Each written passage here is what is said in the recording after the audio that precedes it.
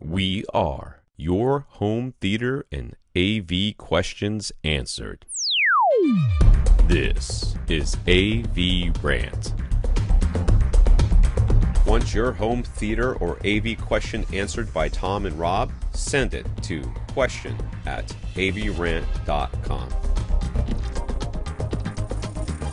Welcome to another edition of AVRant. I'm Tom Antry, and I'm here with Rob H. This is AVRant. It's your home theater and AV questions answered. We're recording this on the morning of July the 23rd, 2024. Once again, Nothing news to speak of outside of home theater. in the United States, in case you're wondering. The political landscape of the United States remains as uninteresting and right? with zero drama On as the weekends, ever. no less. On a Sunday, no less. On a Sunday. Well, nothing happens in politics on a Sunday, everybody knows. I mean, the one thing that ridiculous. we can all universally agree upon when it comes to American politics is that your politicians, they don't seek the spotlight. They really don't want that media attention on them at all. It's not their interest at all. Subdued is the way I would describe Yes. them. Under the radar, for sure. Very behind the scenes. Oh, my goodness. Well, with that obligatory I will mention, say that if you are looking for headphone reviews, Yes. they're coming up on AV Gadgets. There we go. We've got a lot coming up. So we've got everything from moderately expensive over-ear open-back headphones of very good quality to about the cheapest headphones you can buy that still are wireless. I thought maybe you were going to go the other way. way and be like all the way to exotically expensive, but no, you came I don't back really down. like doing. People are like, "Oh, you never do the high end stuff." I don't want to do the high end stuff. Right. I am not the right person for the high end stuff because I'm going to go with this high end stuff and go. I mean, it sounds pretty good. Yeah. But for this amount of money, I could buy a car. I just saw a bicycle from like Hermes or something like that was $24,000. Okay.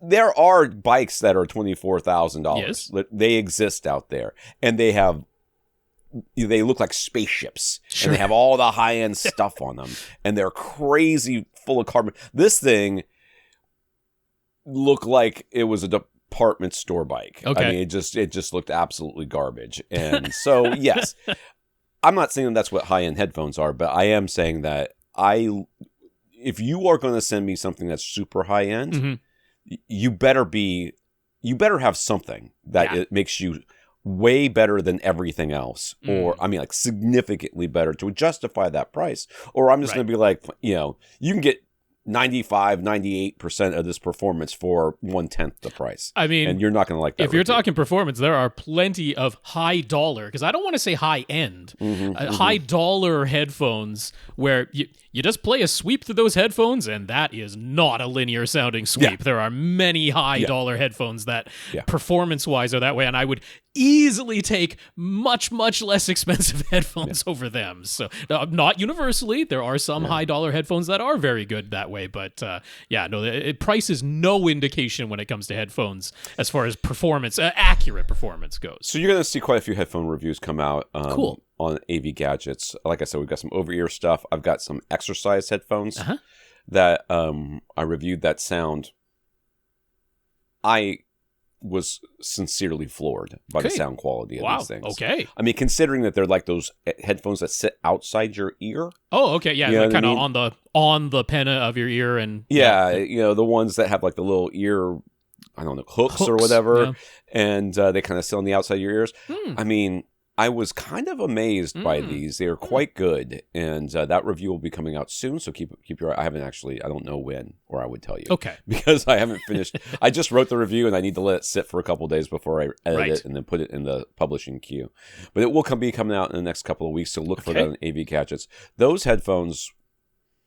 I mean, they will be, until something better arrives at my desk, they will be the standard by which I measure every other headphone of the similar type. Okay. They are that good. Nice. So, nice little tease there. I'm glad you're talking about reviews as well, because we've got a question later on that's sort of open-ended, but all to do with being a reviewer. So that's good. That's a good lead. Talk about that. Yeah. Talk about that. Other than that, I guess nothing exciting happened in the United States over the last seven days. No change in the political landscape whatsoever. Yeah, that's It's all the same stuff. Nobody is frantically social media posting about things. No announcements have been made. No certainly changes. no conspiracy theories being floated out there. Rob, this is the United States. That you'd never. We don't do conspiracy. We are a scientific-based nation. We do not do conspiracy theories. My Lord.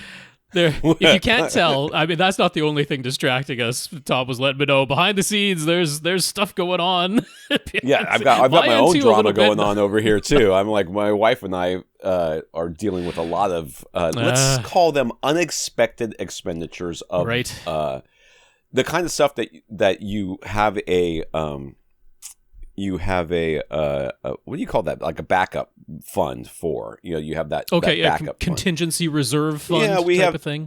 That you keep that around, and you're like, okay, I can absorb one of these hits. Rainy day fund. Yeah, and I think what is it supposed to be, like 6 months of your, you can live on it for 6 months. Oh, that's what they say. Yeah, or whatever. I don't know. My wife does the money, so 6. We have that, and we can, we have already absorbed one of these hits, and now we've got 2 more coming. Right. So let's just say that the tension levels in the Andrew household are not at an all-time low. Yeah. Let's put it this way: we're having conversations above how boring politics are in America right now in this house that seem to be a little bit more pressing. But yes. So no worries. This is not about that. This is about. That's right. Theater, but before we're going to do get our there, best. We're going to let Rob pontificate about whatever the heck it was he watched this week. Yeah, so I mentioned it last week. I promised Andrew over at avgadgets.com. I'm going to say that I forgot to mention this to you. I think it would be more fun if you just told Andrew the truth, which is that you forgot to watch it again and that you will get to it next week. But that isn't the truth. I'd have to lie. I think you should keep saying that forever. Well, I would have to lie to do so, because I did this past week watch Upgrade. Yeah, Canadians have a sense of morals that overrides their sense of humor. That's right. This is why nobody likes you people. Oh, man. I love a running gag. I love a running gag in a comedy. That is my favorite thing. But I did not think to turn this into a running gag. I did, and I forgot to mention it to you, so you should have done it. Too late now. Yeah, no, I watched Upgrade from 2018. This is written and directed by Lee Wanell. And so I watched the trailer for this before I watched the movie. And if you go and watch the trailer, you might have the very same thought that I had, which is, first of all, that lead actor looks kind of familiar, but more than anything, he looks like the Walmart version of Tom Hardy, because he bears a strong resemblance to Tom Hardy, but he isn't Tom Hardy.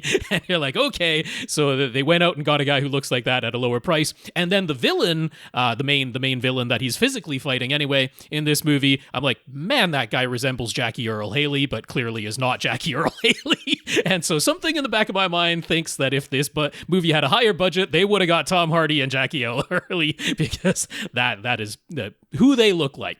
Okay. Also, in the trailer of this movie, I'm like, this seems very similar to the first Venom movie, which starred Tom Hardy.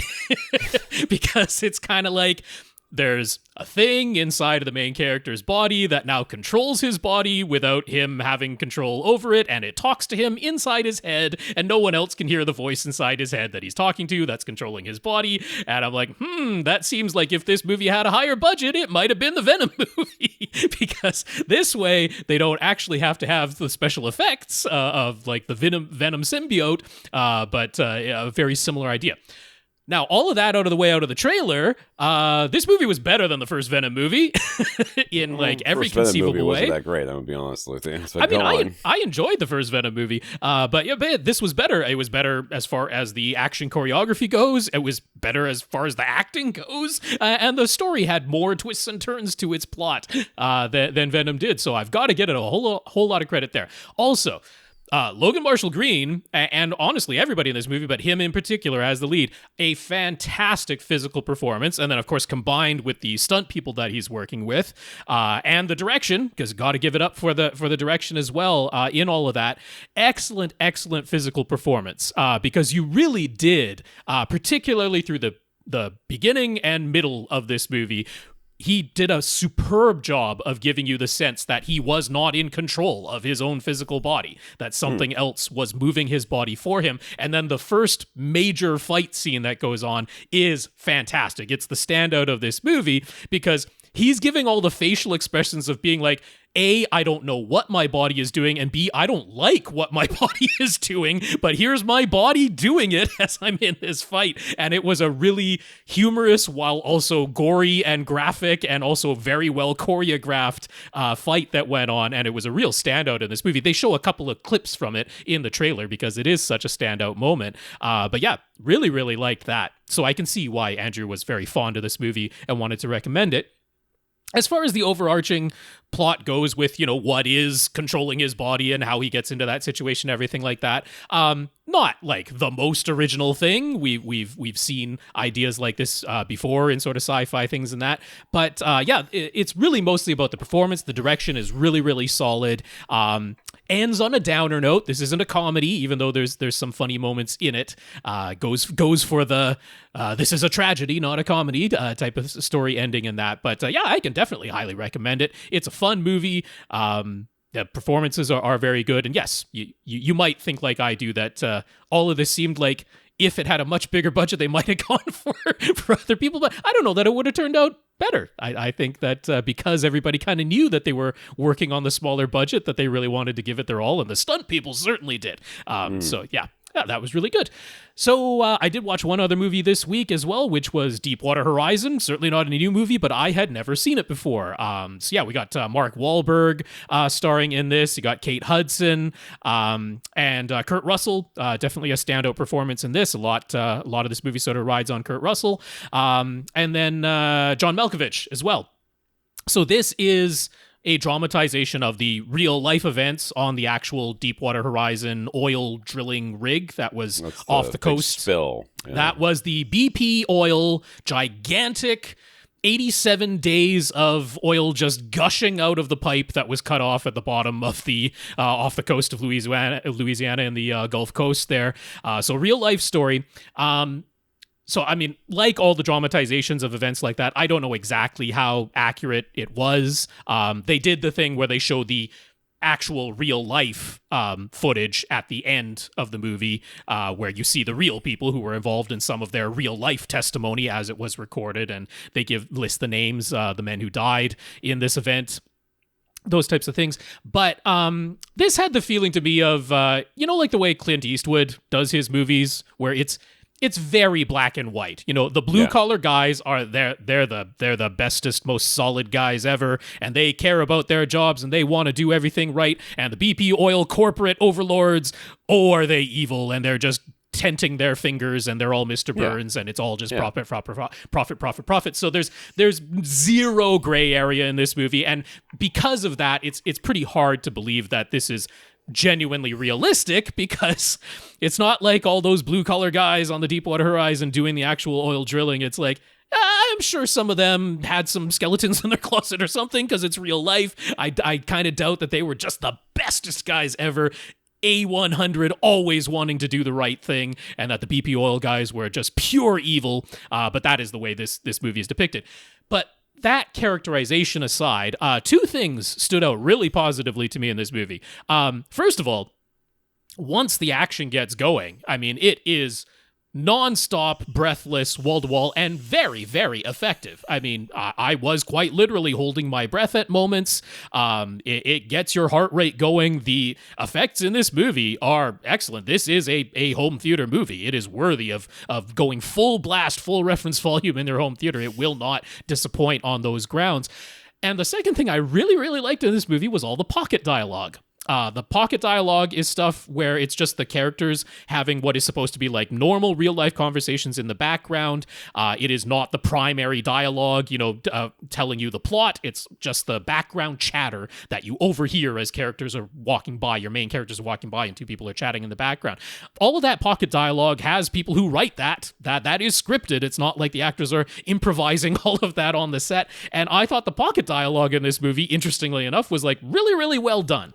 I thought it did a great job of, giving you the characterization of all these people in very quick little snippets that wasn't the focus of the scene. It was not meant to draw itself to you, but really filled in the background and made this feel more like a lived-in, everybody does know each other type of space. Even the BP Oil guys, they sometimes had them doing pocket dialogue, although it still makes them out to be the most evil of men that could ever exist.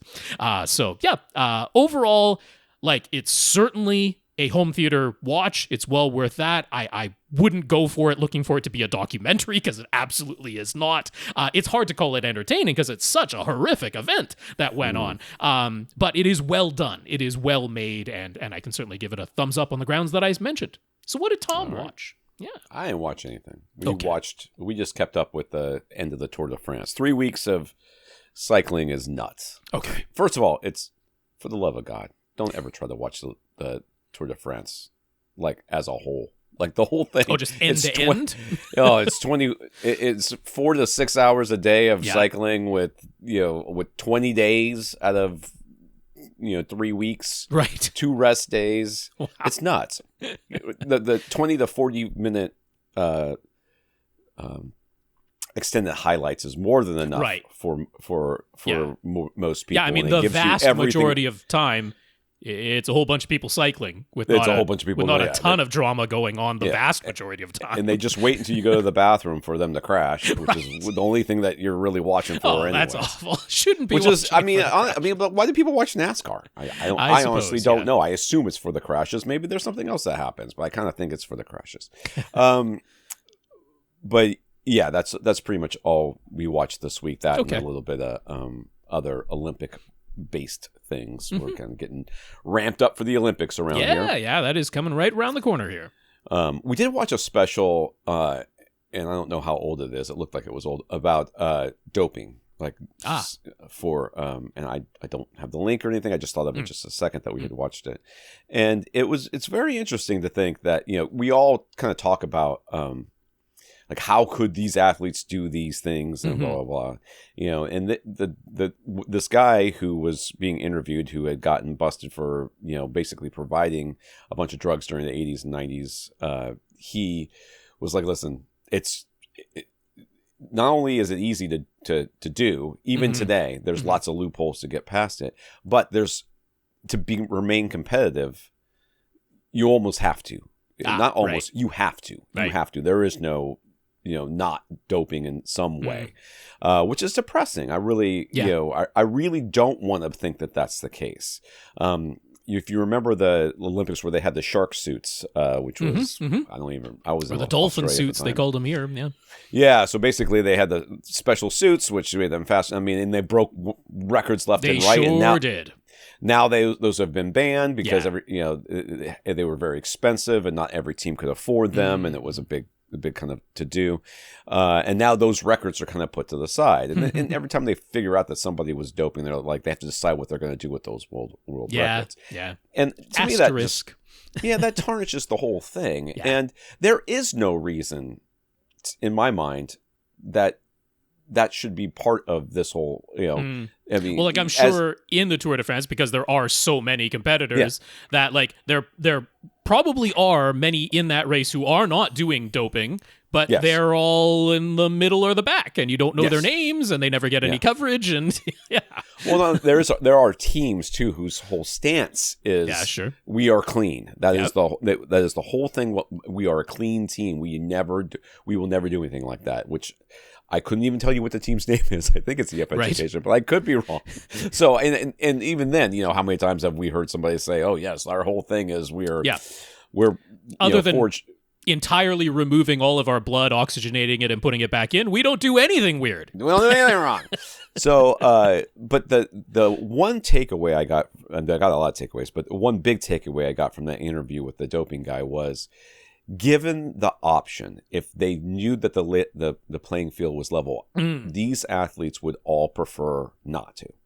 Like all the ones that he dealt with were like, listen, I would rather not be doing this, but if I don't do this, it does have effects on your physical health, There's a lot of, obviously, there's a lot of people who can attest, especially in the Eastern blocks where they were, during the Olympics and gymnastics and stuff like that, where there was all sorts of side effects that happened for those poor people who were essentially encouraged, if not forced, to dope.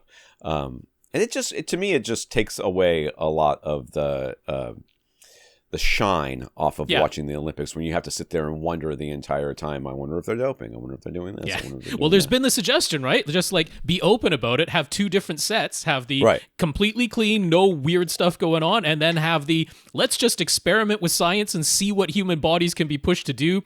Damn the expenses, and have that version and just be open about it. That would be fine as long as you can, all it takes is one person and the other and the knot. That's right. To do it, and they start, defeating everybody, and everybody knows about it. Because within the community, usually it's not like it's a big secret. They all kind of know, right? Yes. So it's a real shame. Nobody there is clutching their pearls when it comes out. Yeah, they're not like, oh my god, really? I had no idea. I know. Right. It's. Who could have guessed? Mm-hmm. Yeah, whenever there's a scandal of any kind, and all the people who are in the organization are like, you could see the people behind them go, "Ooh, they said it." They all kind of knew it was there, but now it's out. Well, you can tell by our performance on this podcast. No doping going on here. No except doping. For maybe some caffeine over on Tom's end, but that's not about it. Not some, a lot.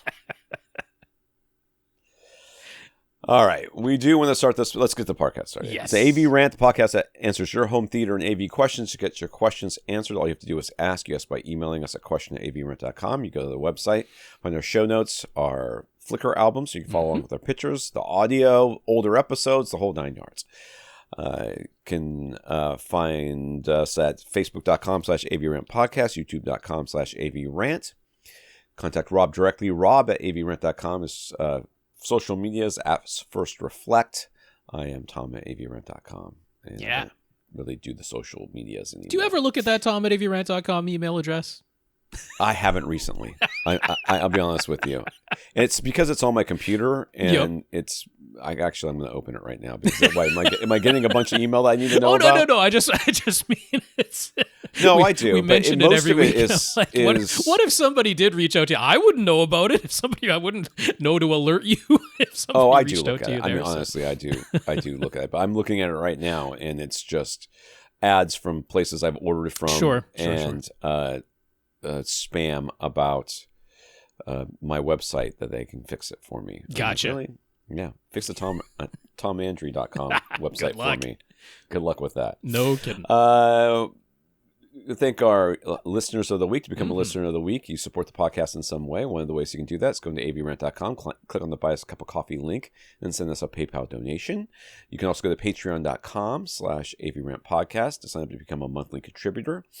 We have 131 patrons right now, including Bertrand. So thank you very much to our 131 patrons. That is right. That is patreon.com/AVRant podcast. If you'd like to go directly to us and sign up to make an automatic monthly donation. So yes, big thanks to our 131 patrons over there. Bertrand, thank you for continuing to be one of them. We also got notes of gratitude for keeping the podcast going through the nothing in American politics that's happening right now. Yeah, I will say, like, we had most of our questions this week are multi-part, so it's not that we don't have very many questions, but we had many fewer question askers this week than we often do, almost as though there were distractions or other things going on in the world. I can't imagine. Maybe they were watching the Tour de France with me. Must have been. It's the only thing. It's the only thing that happened this week that I can think of. Or the week before. Tadej Pogacar just looked unstoppable. Right. He was unstoppable. I mean, it was very impressive. Mm-hmm. We do like the notes of gratitude, though. From Jay, Bertrand, Sasi, Joe, and Patrick. Patrick thanked us for solving his issue when his Zidu remote was accidentally sending unwanted commands to his SVS PC 4000 sub. Mm-hmm. We were right. It had nothing to do with the Bluetooth. It was the IR commands that he didn't even realize were also being sent out. A little bit of black tape over his SVS's sub's IR receptor did the trick. Also, his dog, a chocolate lab, is an AVRant fan because an AVRant download means it's time for a long walk, and that's exciting. So...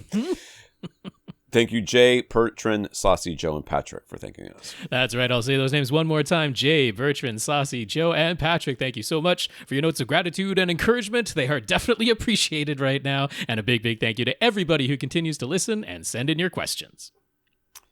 Jeez, this is a long piece of news. I wanted to give the details. Here's the news. Mm-hmm. We missed what was probably the biggest home theater news due to our recording time last week, but we'll get to it now. Kaleidescape has introduced a new movie player device, the Strato V, and it's kind of a game changer. It's basically $4,000, but $39.95 right. Price point. It's the same price as the still available Strato C player, but the V has a big trick up its sleeve. Mm-hmm. It's all black. That's the trick. I mean, that's a start. It's true. It's also been simplified inside and out. There's no Wi-Fi, really just an Ethernet jack, HDMI output, and optional digital audio, and a USB port. And inside is just a single board with just a little cooling fan that only kicks in if needed. But also inside is a 1 terabyte solid-state drive, and that means the Strato V can act as a fully standalone Kaleidescape system. The C required you to have a separate Kaleidescape server, and their least expensive 8 terabyte model costs $5,000 all by itself. Mm-hmm. So the starting price for the Kaleidescape used to be nearly $9,000. Now with the Strato V, you can get the Kaleidescape for under $4,000. $5 under $4,000. $5 but still, under $4,000, but look, it's still under. $9,000 to $4,000. That is a decrease in price for your entry point into Kaleidescape. There is no question about that. It's still expensive, obviously, but significantly more approachable. If all you have is the V Movie Player, its 1 terabyte solid-state drive will hold about 10 4K movies at a time, but you can delete any movie from the built-in storage to free up space and download any other movie from your Kaleidescape library in about 10 minutes over a gigabit speed internet connection. And you can optionally set the Strato V to automatically delete a movie 48 hours after you've watched it to free up space ahead of time. Mm-hmm. The V uses a simplified on-screen interface since it only needs to show you a small number of titles. If you want to see all of the Kaleidescape titles you have purchased, you'll need to look up your library via a web browser on another device. If you decide you want to expand your Kaleidescape system, thankfully, that's as easy, though maybe not as affordable. That is easy. The V will work with any Terra Prime servers, and you can have multiple Strato V players and up to 4 Terra Prime servers all connected to in a cohesive system with the full Kaleidescape on-screen interface unlocking as soon as you connect a server. There are several different mounting options. 2 V players can easily fit side by side in a single rack mount since it's a compact device. And specs-wise, it fully supports lossless audio, both Dolby Atmos and DTS:X, as well as Dolby Vision, HDR10 at up to 4K resolution at 60 frames per second. So there you go. Yes, indeed. So, I think this is pretty darn exciting because, I mean, it is still a little prohibitively expensive at $4,000. There's no question about that. And Kaleidescape is not a streaming video system. This is downloads only. You must download the movie in order to watch it, or the TV show if that's what you're doing. You must do so through Kaleidescape's own Kaleidescape store. But they've done a very good job of getting all of the studios on board at this point. They obviously don't have literally every movie that ever existed in their content library, but it is very extensive at this point. There's not much that you would want that is missing. There's certainly not a massive TV library, so this is predominantly movies that we're going for here. And you do have the ability of, say you're already in the midst of watching a movie, but you're thinking, I'd like to watch another one. You can download a movie in the background while you're currently watching one on the Strato V all by itself, just completely standalone. You can have that going. You can, if you've got two Strato V players, they can be connected together. So at that point, you can store like 20 movies and you can play one off of the other all over the same network. It's got that capability. You can mix and match with existing Strato C players and Strato V players as long as you have a Terra Prime server. And then, while something is downloading, there does come a point in the download process where it's like, okay, I've downloaded enough that you can start the movie now and wait for the rest of it to download while that movie is in progress. So it's quite a usable system if you've got some good fast internet. One of the things I dislike, and like I was talking about this with Joe Gluznik from a couple of weeks ago, because he talks to some of the Kaleidescape guys quite frequently. One of the things I don't like right now in their interface is, let's say you've purchased a whole bunch of movies over at Kaleidescape. On the player itself, it will only ever show you the poster images for the ones that are on your hard drives right now, whether that's the server or whether that's just the built-in storage on this new Strato V player.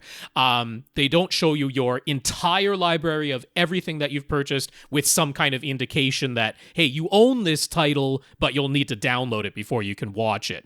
Our video game systems do that easily, right? All the things that you've purchased digitally on your Xbox, your PlayStation, or even your Nintendo Switch. I'm like, if the Nintendo Switch can handle it with the hardware power that it has, then a Kaleidescape should be able to handle it. That's a decision on the software side of things, on their interface side of things, that could be changed, and they are aware of it and they are considering it. So I hope they do that, because I want the option, honestly, right? I want to be able to see everything that I own in my library. Give me an indication if I own it, but it isn't currently downloaded. I absolutely want that. And then just give me a tab that says, hey, only show me the ones that I've already downloaded. Like, that should be a tab option. That shouldn't be the only option. Is seeing what's already downloaded. It's almost like they're subtly punishing you for not getting the full system. The gigantic server so that you can have everything that you own already there. Because, of course, at some point you're going to forget that you bought a title because it's not in that on-screen interface of all of your movie posters. And it's easy enough to look up, right? You just pull out your phone or your tablet or get on a computer, go to the web interface, and you can see your entire library in your store account. It's not that you can't look it up anywhere, but I just think it's a little bit strange that you can't do it right on the TV screen. The other thing that the Strato V does support is Kaleidescape has a system where they have an optical disc drive, and you can put a physical disc that you already own into that disc drive. It will read it, and if that title is available in their store, they have the disc to digital system, which is you still have to pay money to get the Kaleidescape version of it into your Kaleidescape library, but it is a pretty heavily discounted price if you already own the physical disc and can prove it by putting it in that disc drive that they offer. And the Strato V player, all on its own, you have to add the Kaleidescape disc drive to do it, but it can do that as well. That's, I think, everything to do with Strato V. If you've been waiting to get into Kaleidescape and you're willing to pay a good amount of money, but you're like $9,000 as a starting point is just too much, which is certainly the case for me. It's like $4,000. That's getting to, I might consider that. So I think it's a good move on their part for sure. If I'd like to sleep outside for a while, I could suggest it to my wife. I know, right? You got to admit, that's a pretty good drop in price to get into this thing. I'm not. I tell my kids all the time, like, whenever I see the advertisement, it's like $2,000 off. I'm if it's $2,000 off, I can't afford it. It doesn't make any difference. Unless it's now free. Right. And of course, there are the people who are always like, look at what's inside of this Kaleidescape Strato V player. That doesn't cost $4,000 in terms of parts and the hardware. Of course it doesn't. The huge amount of what you're paying for Kaleidescape is the enormous amount of licensing fees that they have had to pay to all the studios to have those titles available in their Kaleidescape library. That's what it's paying for. And this is a huge hit to them. They are taking the gamble that they are going to make up that difference in money that you're outlaying for their hardware, make up that difference in volume in sales, right? That they're making that gamble. So we'll see how it goes for them. I hope it goes well, because I certainly like the idea that it's much more affordable now to get into Kaleidescape. Somebody's dreaming over there. Gonna wake her up a little bit, so Okay. she doesn't keep barking. There's a rumor going around, summarized recently by Audioholics, that Masimo Consumer, which includes all of the former Sound United brands, Dead and Marantz, B&W, Polk, Def Tech, Boston Acoustics, and Class A, might get bought up by Apple. So as far as Rob is concerned, there's a whole lot of evidence that this is actually the case. But once I read through the summary, we'll find out what I think. Yes, we will. This is noise I keep hearing. I predicted that Tom was not already on top of this rumor that's going around out there. A little busy around here watching people pedal their bicycles. It's the only thing. It's the only thing going on. What does seem likely is that Masimo parent company looking to sell off Masimo Consumer. Not long ago, it created Masimo Consumer to separate the former Sound United brands from its core hospital equipment business and protect the parent company's stock price as much as it could. Massimo founder and CEO Joe Kiani seems to be the only person in favor of keeping the former Sound United brands around, while the rest of the board is wanting to ditch the consumer brands that have decreased their stock price and reportedly being willing to oust Kiani if needed in order to do it.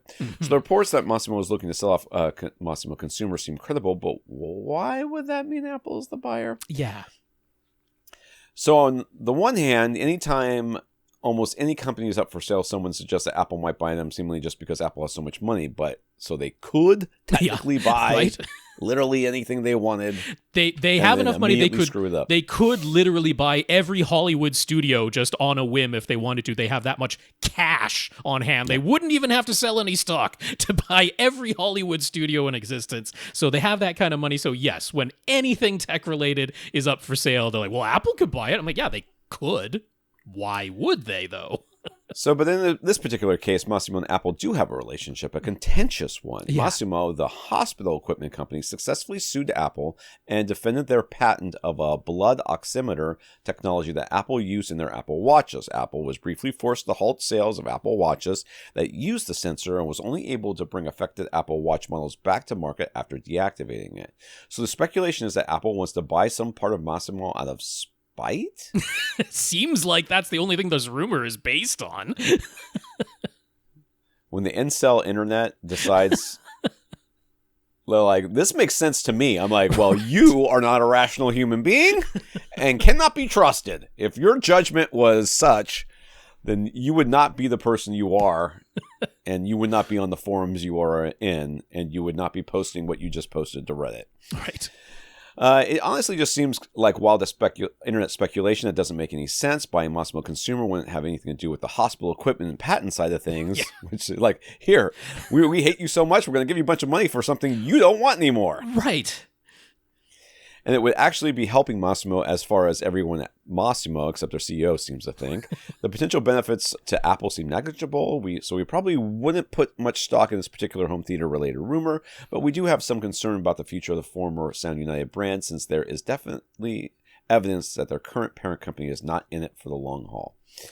Not only that, the thing that they did find value in acquiring Sound United was Sound United's patent portfolio. So the notion that they might strip all the patents from those former Sound United brands, keep those, but then sell the actual consumer brands minus their patent portfolio, which makes them much less valuable. Right. To the point that, it's a little frightening because, I mean, obviously, if you've been listening to Tom and I for any length of time, particularly when it comes to AV receivers, we certainly end up recommending Denon or Marantz AV receivers more often than any others. We like recommending other brands too when it is the appropriate situation, but recently, Denon and Marantz have garnered the most recommendations, I would say, just in terms of sheer volume.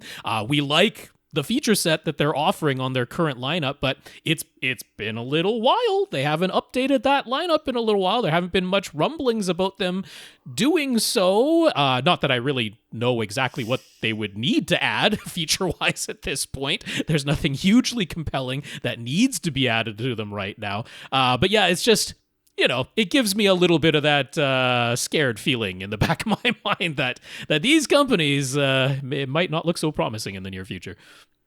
So, and I think you can look at most consumer electronics in the same light. The race to the bottom of pricing is not good for them. It's good for us as consumers. In the short term.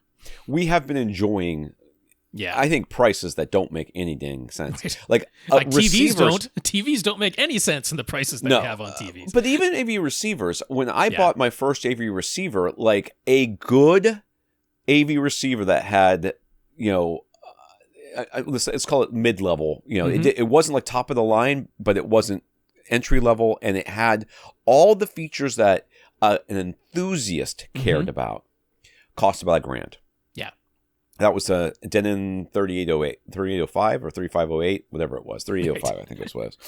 And that was the one that everybody raved about. That was it was $995 is what I paid for it online. Some random internet company doesn't exist anymore, and that was the receiver for everybody to have. Here we are, 20 years later. Yeah, and a good enthusiast level AV receiver can easily be had for under $1,200. Oh, definitely. And so you're telling me over 20 years the price has gone up, not $200, right? Not it's 20% over 20 years. That's not how it should work. These things should be way more expensive, especially considering they're putting more and more features in them. Yep. Now, are they taking things away? They are. Like my AV receiver back then had RCA connections out the wazoo because there was no HDMI, and it was component video and composite and S video and all these other things that don't exist anymore. Now they just have a row of HDMI inputs and a couple other inputs just in case, some digital inputs or outputs, and then that was it. And I mean, everything else, it just doesn't make a ton of sense. And then when you have Sound United, the fact that Marantz and Denon are still both around doesn't make a lick of sense to me either. I mean, one of those brands should have been killed, or at least you kind of do what the muscle cars have done, right? So Camaro and Mustang kind of, they stopped. They came out with new models, and some of them were, and they were basically harkening back to like the muscle car era. And the Corvettes looked around and went, "Crap, we can't do that." So now they had to go towards supercars, right? Sure. So that gave them that made them distinct from these other where it was the same category for a long time. You kind of thought of Mustang, at least I did, Mustang, Corvette, Camaro, all in the same sort of line. Now Corvette has separated itself. Why is Marantz and Denon still still in competition with you could each still other? have those two brand names, but like tier them instead of having so much overlap between them. Well, where look they, at Integra they really and do have Onkyo. sister models. Yeah, they're basically the same thing, but Sure are. Integra ensures that there is custom features installer specifically features, for the custom installers that aren't available at all in Onkyo, whereas Marantz and Denon, at best, you'll get some analog inputs or outputs or something on there, or pre-outs or something on there. Or you'll get that finally revealed and finally user selectable option to either have the Marantz sound or the test bench sound. Test bench sound being a perfectly flat line, and the Marantz sound having a little bit of a high frequency roll off. It's finally been revealed what the magic to the Marantz sound is, which we always knew, but there it was. Now it's a choice. There's just there isn't enough distinction between those two brands, so it doesn't make any sense to me, and it really takes.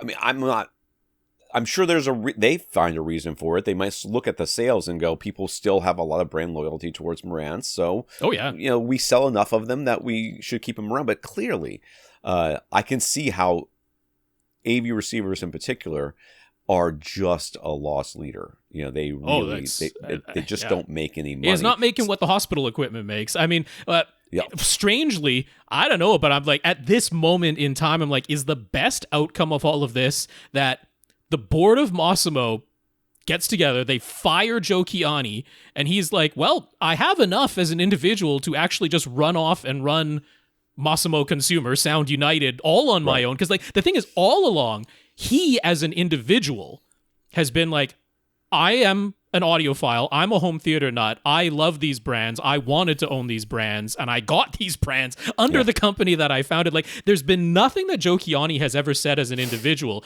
to indicate that it was a pure business money decision on his end. Like, he genuinely seemed to want to get into the home audio business as a person, as a personal thing that he wanted to do. I'm like, maybe that's the best outcome in all of this, is that he gets to run that company, clearly at much lower profit margins than the hospital equipment company that he founded. But I'm wondering if that's the best. Because, I mean, the weird situation we're in is Sound United, when they were still Sound United, they got pretty far along into potentially buying Onkyo when Onkyo was for sale. Right. And eventually that deal fell through, but they got pretty far along in that process. I'm like, if Masimo Consumer ends up being stripped of its patents and then sold off for parts, I'm like, could we end up with the same group that owns Klipsch owns Onkyo and Pioneer, which before that wasn't the case, but they own Pioneer, and of course Integra. Like, all of that is one group. I'm like, they're like the only company out there that it would make sense would buy these former Sound United brands. There's nobody else. I don't think Yamaha's going to do it, So it's a weird situation out there in the business side of things.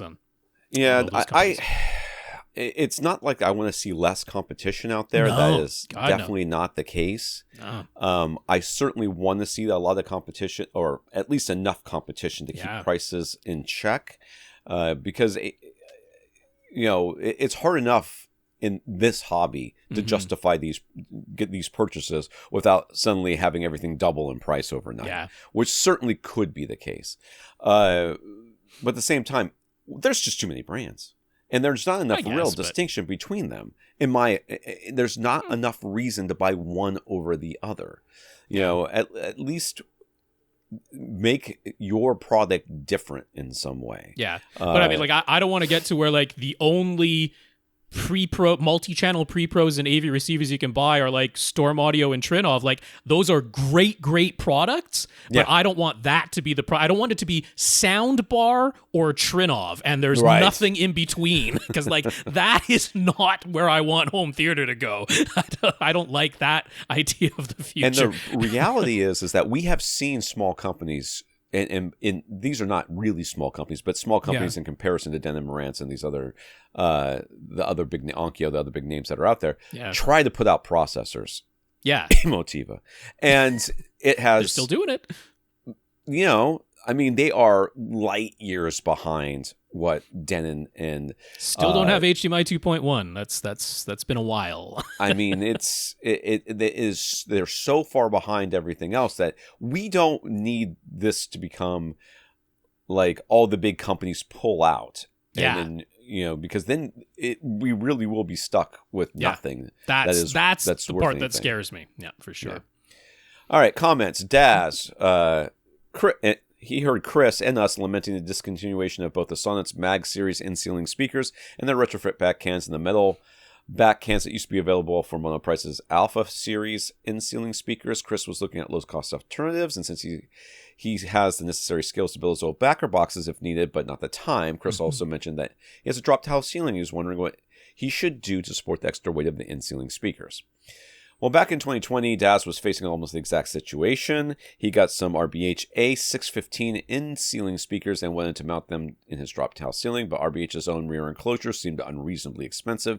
And while he could have constructed some MDF boxes himself, and would probably go that route today if he were doing it now, at the time, he just wanted something he could buy, pre-made, and quickly get the speakers installed. He found the solution via the car audio market. He got a shallow depth, sealed enclosures that were meant for 10-inch subs on an F-150.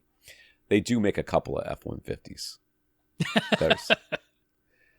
I believe that is a not unpopular truck. Yeah, right, yeah.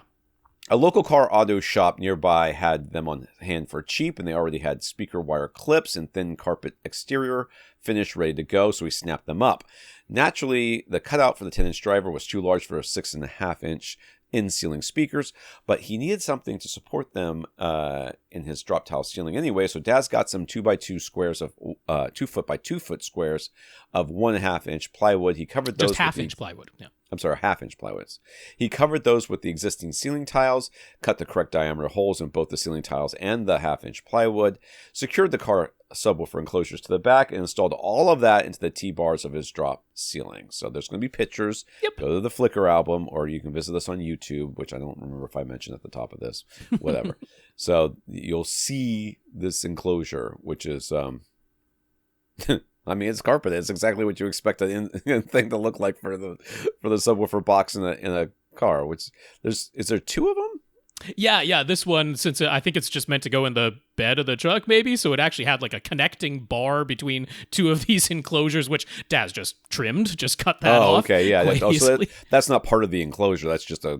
That's right. I see. Literally just a piece of wood that connects Probably them. just goes behind the seats, huh? I would just go by behind the seats? Yeah, with the little that cutout in the middle is for the what you call it. It's quite literally just a pre-made sealed box, but with some speaker wire clips already installed and a hole already cut in it. So, you know, a little bit faster than building it yourself. And he was just like, this car audio shop just had some lying around that they wanted to get rid of. Cheap price, snap them up. Yeah, so it works like a charm. He never had a problem. Stops the insulating speakers from being audible upstairs through the floor. And the only thing he would do differently today if he would be to build even shallower boxes out of MDF himself, since the pre-made car subwoofer enclosures are pretty tight against the ceiling joist above. But for a fast and pre-made and affordable solution, this worked great. So there you go. Yeah. Thinking outside the box. Or just a different box, as the case may be. I know, I was punny. It sure was. Doing the puns. That's right. Sasi heard Vincent's question from last week and how he was looking for an upgrade over his current Polk subwoofer that's available for a reasonable price in India. Sasi fully agrees that the price for even the smallest SVS models in India is a bit difficult to justify, and that is typically the case with most of the Internet Direct US subwoofers that we frequently mention. But funnily enough, Rhythmic has a local distributor in India, which is Avenue Sound. Rhythmic has them listed on their own website, so they are legitimate. Avenue Sound. For some reason, the LV12M, Rhythmic's most affordable ported model, is the only model that doesn't show up when you search Rhythmic on Avenue Sound's website, because we don't want to sell that one. But most of Rhythmic's models are listed as special order anyway, so it's obviously wouldn't hurt to ask them and call them and ask in Vincent's case. There is a retailer in India, HT Shop, that lists Rhythmic. The Rhythmic LV12M is available for purchase. It isn't clear if they are a fully authorized reseller, though. If their price is legitimate, and if their price is legitimate and anything to go by, though, the Rhythmic costs about 33% more than the BIC PL300 that Vincent was considering, but still costs less than the SVS PB1000, while having an output that is much more similar to the SVS and the BIC. And then another potential option would be the Tone Winner. The subwoofers are available in India, although they cost about the same as Rhythmic's offerings as well. So there you go. Some help. This is an in-between. Sasi was like, I realize, Vincent is saying price is a concern, and I'm basically telling him to spend more than he wanted to. You feel our pain, Sasi. We come to that conclusion oftentimes around here as well, because somebody says, this is the price I want to pay, but here's the performance I actually want to achieve, and we're like, you're just going to have to pay a little bit more or find something used. That is sometimes the only way it can be done. But I like this because it's like, okay, I want the performance of an SVS in India, but not that price point. Is there anything? And he's like, here's this in-between option that we didn't know about, but he's more familiar with what's available in India. So appreciate that very much. Rhythmic LV12M would be a great choice. And the Tone Winner subs, I haven't heard them, and I haven't really come across a review, a technical review that I really, really trust about them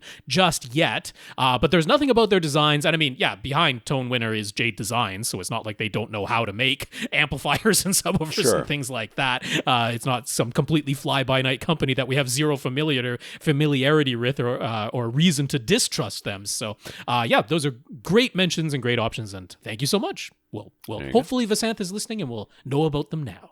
Yes.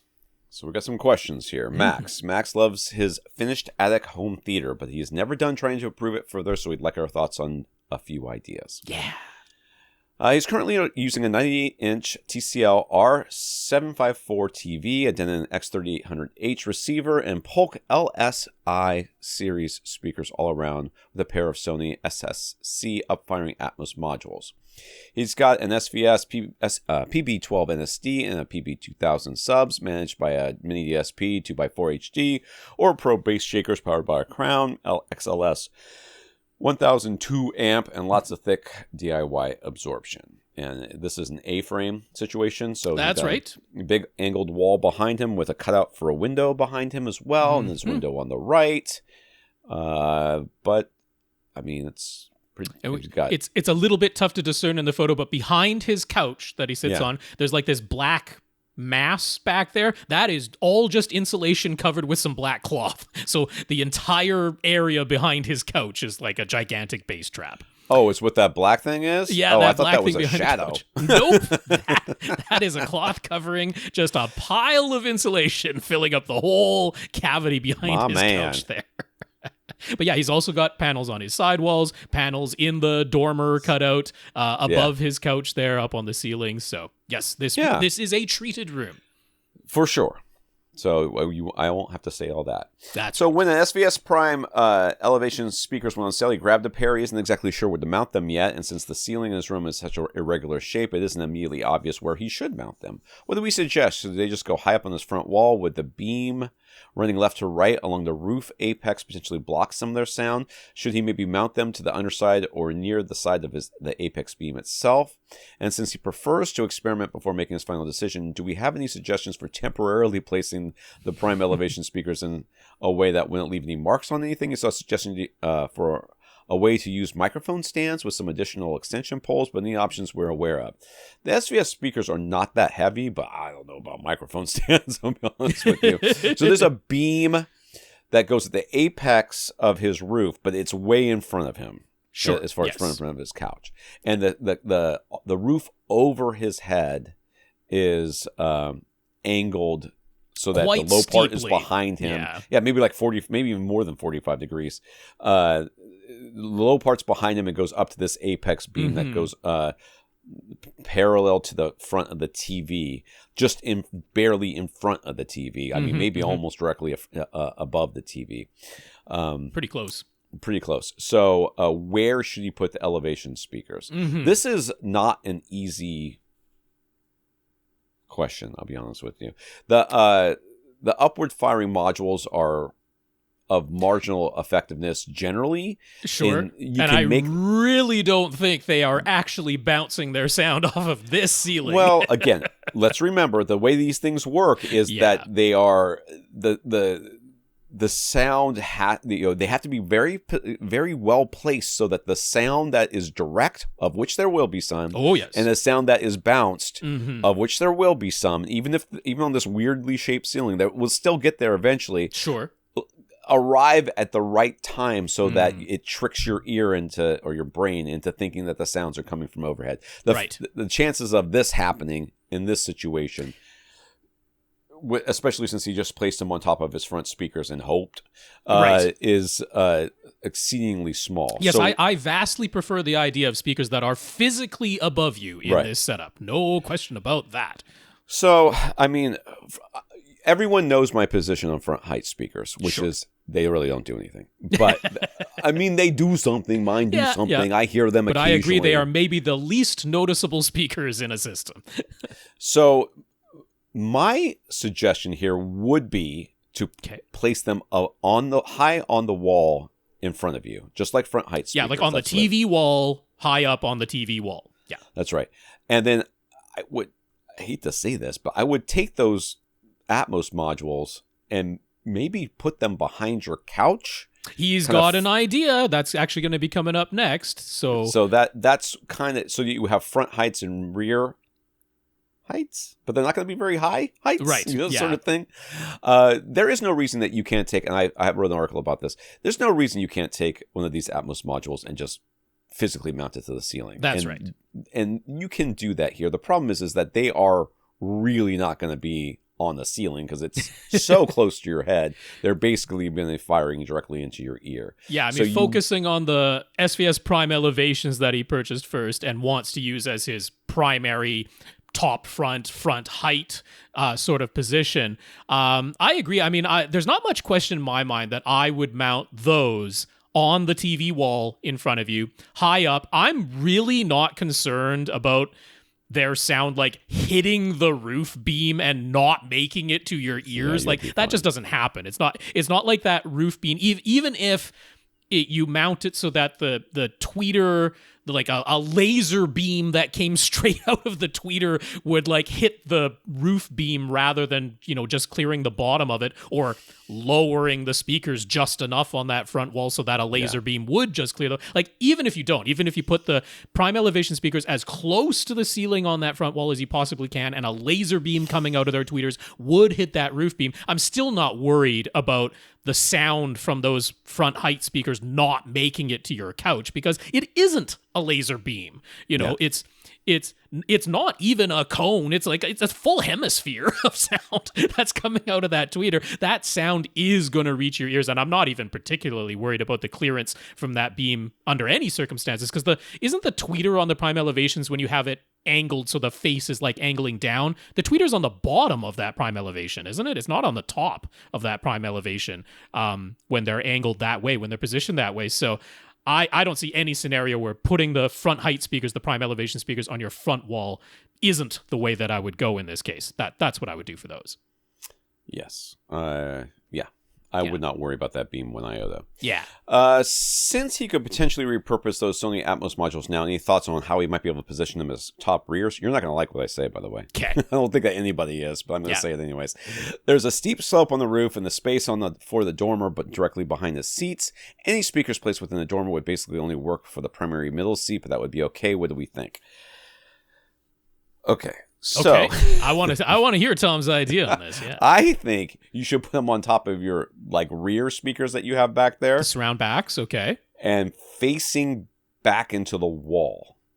Okay, so they are really very much just firing right at that angled ceiling part there. Yes, and I would consider. Okay. We consider putting a small amount of absorption right on the wall, right where they're hitting. I don't know if there's literally physically enough space to do all of that. I'm talking about like a layer of velvet, just to kind of tame the highest of the high ends. Just to kind of absorb a little bit of the highest treble. Because basically... like I said, you're not going to like it. I don't like it. But you know what it is? It's almost free to do, because you don't even have to do the absorption thing. You just put them up there and see what they sound like. Try it, sure. I'm never going to say don't try it when it doesn't cost you any money and you already own all this stuff. So you're like, wait a second, it's just be firing into the wall. It's going to be bouncing right back. But yeah, anything to make it not so direct. I don't like the idea of putting it in the dormer. Basically, you might as well just put one of them back there, as far as I'm concerned, because it's so small, and even with the absorption that you have in that dormer, there's going to be sound bouncing around in there, and before it comes out, and it's going to basically be mono, as far as I'm concerned. Can you try it? Sure, you can try it. You can try it. Yeah, I would not have thought of the on top of the surround. I'm telling you, I told you, you're not going to like it, but that's what I see in here. That ceiling is basically so close. But it's going to be so close anyways. Where else are you going to put them? Overhead someplace? Quite literally, is somewhere inside the dormer is the only thing that I would personally think to try, just because... Like, you don't have elevation from the back of your seat to the ceiling above you, except for the area that's inside the dormer. That is actually above you. I mean, my honest thought is I would not have top rears of any kind in this setup. That's truly what I think I would end up in this scenario. I think that's what she's going to... More than likely, that's what you're going to end up with anyways, because you're going to go, it all sounds like crap. Yeah. And I think that's what's going to happen. But at least with mine, they're separated physically from each other so that they're on either side of you. And the volume will be turned down so low by the trim levels that I don't see how that's going to sound like it's coming from overhead whatsoever. It's not going to. No, I don't whatsoever. Think so. I don't know what to tell you. So we're in disagreement here, because I think the only way we are in agreement. Our agreement is, here's two things you can try, neither of which will work. That we agree about. Yeah, but we disagree about what we might give a try. Although, we agree. Go ahead and try them both if time allows, because money isn't the issue here. Okay, so enough said about that. So then there's the question of, okay, he wants to just give it a try without committing to anything, without marking anything on his walls. How can he hold the speakers up there temporarily? Mine doesn't require anything. Yours doesn't require that. This is your problem, really. I don't think that there's any other solution for the prime elevation other than front wall. I think that you go ahead and install worry those. about it. Yeah, I wouldn't worry about experimenting on those too much for the surround backs. So first of all, for the surround backs, just have somebody tall behind you, hold them up in the air together. Like top rears or rear heights. Yeah, that's what I would. Because I think that's going to be your only option anyway. So yeah. I mean, there's no reason to install. I think within a couple of seconds, you're going to go, oh. Right. Or you're going to go, it's not so bad. Yeah, if you then did just the make a decision. inside the dormer placement, the microphone stand idea that Techno Dad detailed on his YouTube channel, that would work, but in your case, you'd actually be like purchasing a fair amount of stuff to make that happen, because just the microphone stand all by itself isn't tall enough. So there is an extension arm at the very least that you're purchasing for that, plus some kind of socket that would then allow you to attach, like a socket on a ball joint that would allow you to attach that you can experiment somewhat with aiming or exact positioning. Like, do you put them inside that dormer, but like on the sides of the dormer or on the ceiling of the dormer? Like, you might want to do some experimentation that way. So my suggestion is ladders. Ladders allow you to do this, something that is an adjustable ladder if you need to be able to adjust the height, because that's really all you need. You just need a taste. You just need a taste of, okay, does that actually sound like it's coming from above and behind me in any way? That's all you need to discern. You don't have to discern like quality at this point. Just literal, does the placement work whatsoever for these sounds? And ladders will let you do that very quickly and easily. So that's my suggestion there. So he went ahead and put a pair of inexpensive Polk RT25 speakers in the surround back positions. He actually ended up liking them for gaming, as they've made it possible to pinpoint localize some sounds a little bit better. He agrees that surround backs aren't nearly as important, but in this case they sound noticeably different from the Polk LSI front and surround speakers. When the sounds are moving around in games, you can honestly notice a difference in tone and timbre. Mm-hmm. So since the Polk LSI series isn't around anymore, would the Polk Reserve series make the most sense, since they also use a ring radiator tweeter? I wonder how much of this is just the fact that they're shoved into essentially what is a corner, and at least in the photo, like firing straight forward. Plus you've got this massive amount of absorption covered by a cloth that is right beside them. Yeah. I would be skeptical that any speaker is going to sound better or worse.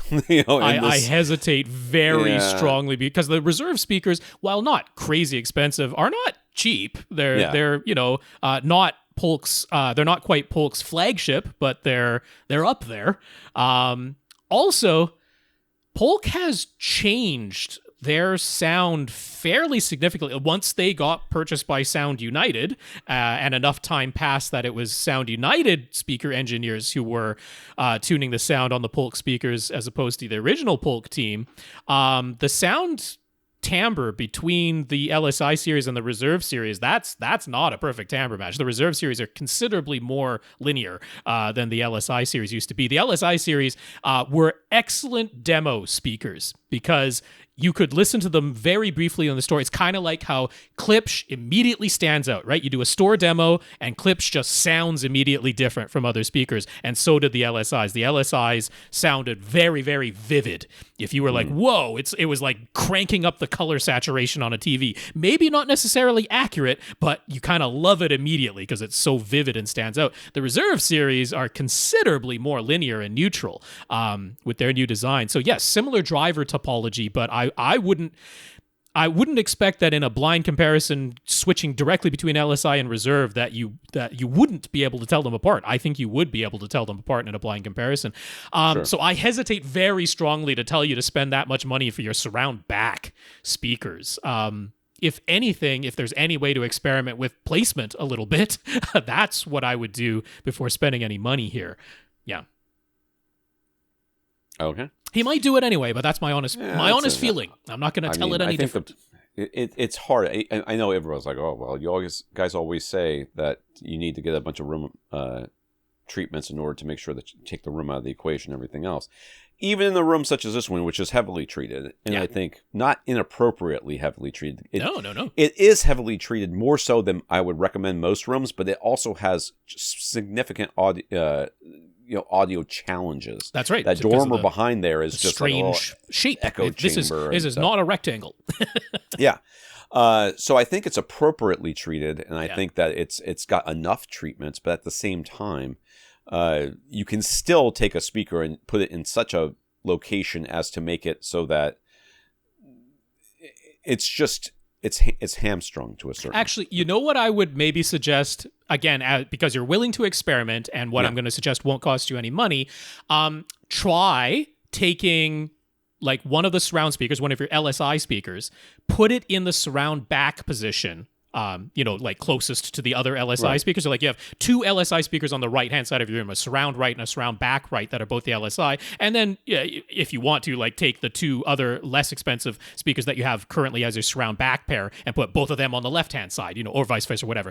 My point being, do your experiment in your games to discover, okay, like if I actually do have a matching speaker in that surround back position, does that deliver the matching timbre that I'm chasing after? Or does it turn out, a sound pans from my surround left speaker to my surround back left speaker, and those are an identical pair of speakers, and I still get a wildly different timbre when I know the speakers are now identical on that side of the room and behind me, because that experiment doesn't cost you any money and will reveal whether, changing those surround back speakers actually has any chance of giving you the results that you want. Yeah. All right, since we've had several surge protector questions lately, he just wanted to double check. He's got a Trip Light spike cubes for his SVS subs, a Trip Light SK30 for his TV, and a CyberPower CST 150X battery backup that he got when he used to have a projector that he now protects everything with a hard drive in it, and a Trip Light TLP 1208 power strip for anything else that needs a plug.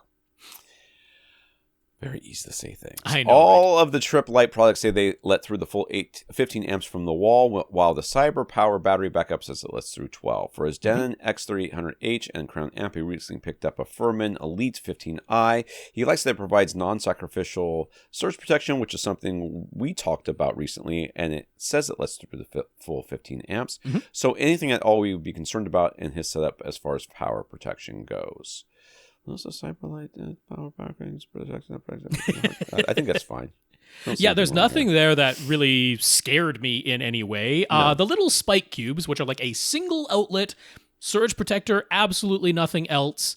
There's absolutely no reason that something like that wouldn't be able to pass through the full 15 amps, and that is what it says it should be able to do. So I don't have any particular problem plugging that, your subwoofers, into those. That's the only one that even gave me any pause whatsoever, just because anytime I see like an SVS sub being plugged into a surge protector, I'm like, oh, that's the one that might maybe do something. But yeah, I looked through the specs of that little spike cube from Trip Light, and there's nothing there I could discern that should be any concern. It's not doing any kind of weird filtering. It certainly doesn't have voltage regulation or anything like that could interact with the amplifier. So I think you are good to go. You get a thumbs up from the AVRant guys on your power protection.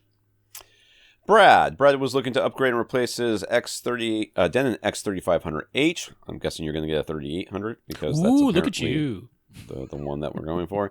He's looking for HDMI 2.1 support, HDR10 Plus support, and he is curious about Dirac versus Odyssey. Don't be. Just maybe. I certainly can't blame him. You look around anywhere online besides us, and you're going to be told that you must have Dirac is the best. Oh my god, Dirac is the best. Although now it's swinging back to now you got to have Odyssey plus Odyssey 1. Yeah, because of that thing, that came out, whatever. So he was initially considering an Onkyo RZ50, but then the older Denon X3700H was also a candidate because of price, and then the 3800H was a potential candidate simply because it's the newest Denon, and he was happy with his 3500H for many years. After listening to us, he's leaning towards the 3800H now, and if we can confirm a couple of things for him, it'll push him over the edge and convince him to purchase it. Okay. Just to confirm, if the best available signal given from a given source is HDR10 Plus, that will pass through the 3800H to his TCL QM8 television without any issues, correct? His 3500H forces HDR10 Plus signals to be downgraded to regular HDR10. That should go through fine. No problem whatsoever. A-okay on that front. And if the best available signal is Dolby Vision, that will automatically pass through the 3800H, correct? He doesn't have to mess with any settings to get Dolby Vision when that's the best available, and HDR10 Plus when that's the best available. That should be fine as well. That is also true. The only thing I will say, it's nothing to do with the AV receiver, but in the case of several source devices that are capable of outputting both Dolby Vision and HDR10+, including Panasonic's Ultra HD Blu-ray players that can do both HDR10+ and Dolby Vision. I have no idea why it's the case, but in the instance where there are a piece of content that's available in both Dolby Vision and HDR10+, and there are some Ultra HD Blu-ray discs where that's the case. I don't know why, but somehow almost all the manufacturers decided that HDR10+ was the one that was going to take priority in that case. I think it should have been Dolby Vision. That would have been my preference, but for some reason, Panasonic and like your Apple TV 4K and other devices, in any instances where both of those dynamic metadata systems for HDR are available, they will default to HDR10+ over Dolby Vision when both are available. So if that ever happens and you're like, why did that happen?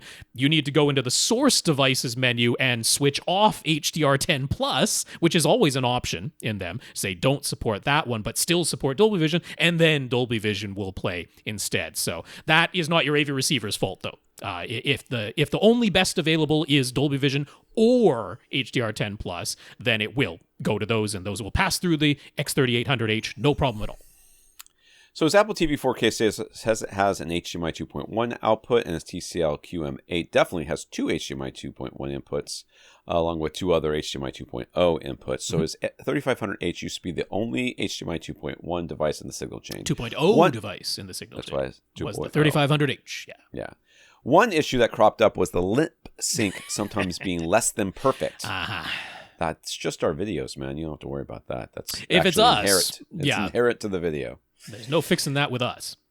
He has the HDMI lip sync feature turned on in his 3500H, but it definitely doesn't fix the issue, and it shouldn't. I don't think, because I don't think it does. I mean, that's the idea. Is it that should, but it doesn't.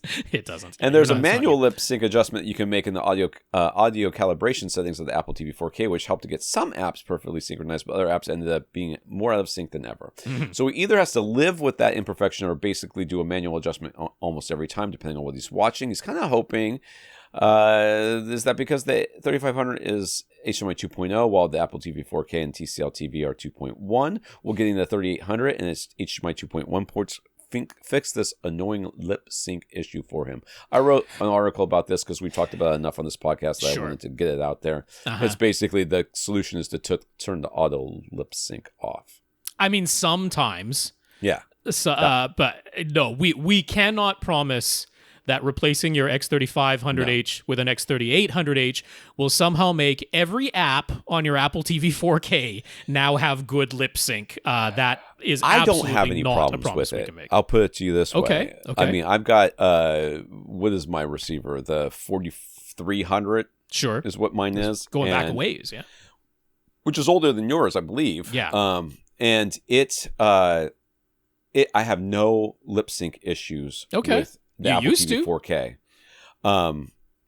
Yeah, and then I turned the lip sync thing off, and then I didn't anymore. The HDMI lip sync, which absolutely says that it's supposed to fix the lip sync, but somehow turning it off typically makes things actually work better. I mean, obviously that's a setting that you can just try, and would be well worth a try. But yeah, no, there's no way I can promise you that that this is the part of the upgrading your AV receiver model that is, going to be the guaranteed fix for all of this stuff. Yeah, especially app to app, right? If most of them are working, but you got one that sticks out, that doesn't work. It's like I don't know that there's any AV receiver that's going to fix that for you. Yes.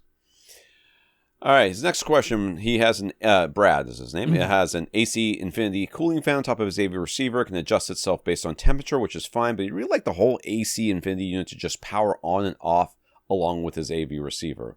This begs the question: is it powering on sometimes because the room's so hot that it thinks it needs to cool the AV receiver, which would be, I guess, he's interesting? Maybe just trying to save electricity, and it's like it's always sitting there idle. So I think he's just trying to prevent that little bit of vampire power coming out of the wall. So he asks, is there some way to make that happen using the AV receiver's 12-volt trigger outputs?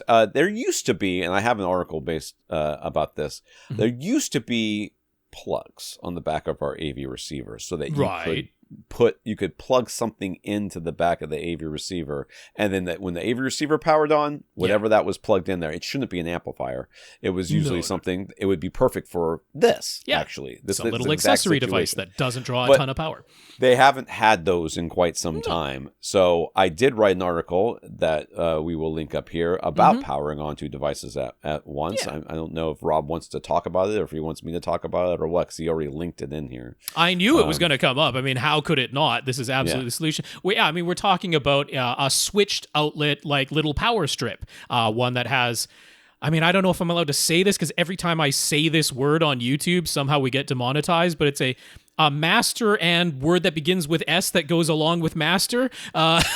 Master and S thing. That's the technical name, but if I say that word on YouTube, apparently we're horrible people, even though this has had nothing to do with that topic that I cannot name. Anyway, the whole idea is, as a switched outlet, you have one device that's a leader and a follower. Sure, yes. Of a master there and you the go. person that they oppressed for hundreds of years. Is not the case here. There's no oppression going on. We're talking about electrical plugs, but you plug your AV receiver into the master switch, the leader switch, and then the follower switch only ever powers on when that AV receiver gets powered on, or when the AV receiver is powered off, that electrical outlet, the follower electrical outlet, turns itself off completely.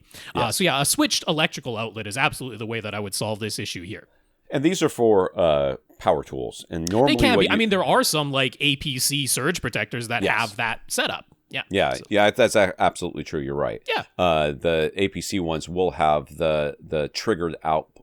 That only turn on when one of the leader one turns on. Yeah, because this is a common thing for computer setups, right? It's like I only want my monitor to have electrical power when I turn my computer on, rather than just always sitting there drawing vampire power. Or I only want my printer, to power on when my computer powers on, and I want it to power off automatically when my computer powers off. And you just use one of these switched outlets to accomplish that. So that would absolutely work for a fan for your AV receiver. No problem at all. Henry previously asked us about adding acoustic panels to his room. He followed our advice to some extent regarding placement, and he did buy some panels from Acoustimac. But he also bought acoustic foam panels from Auralex, and everything he bought is 2 inches thick. Okay, so there's some panels, and there's the foam there. The foam looks like it's on the doors and maybe between the door. Is that what I'm seeing? Yeah, I mean, pretty much everything on the back of the room is Auralex foam, and then the sidewall panels are the Acoustimac panels made of insulation, and then at the front of his room, he's also used Auralex foam behind the speakers. Yeah. So he okay. I just kind of said that. So he put the Acoustimac panels on the side walls and the Auralex foam on his front wall directly behind his speakers, on his back wall, and in the rear corners. Should he have purchased it all from Acoustimac? Is Auralex foam okay? Is this 2 inches thickness enough? Foam doesn't do any. I mean, foam doesn't not do anything, but it does next to nothing. Foam doesn't do anything in the bass region. So absolutely nothing in the bass region. There is a article I wrote. Should I add acoustic foam to my home theater? It goes through the R values, basically. How much do you get for foam versus the same thickness of insulation? And it's crazy. The noise coefficient, the NRC ratings are so much worse, and they fall off so quick. So much worse for foam. Yeah. They fall off so quickly. You get treble. There's no doubt about that. You get some treble high absorption. Treble at that. Yeah. But it immediately starts dropping off. And for the same, if you're going to put 2 inches of something, don't have it be foam. Don't have it be foam. I mean, the very short answer to Tom's article is, should I use acoustic foam in my home theater? No. It could be a one-word article, a one-word answer.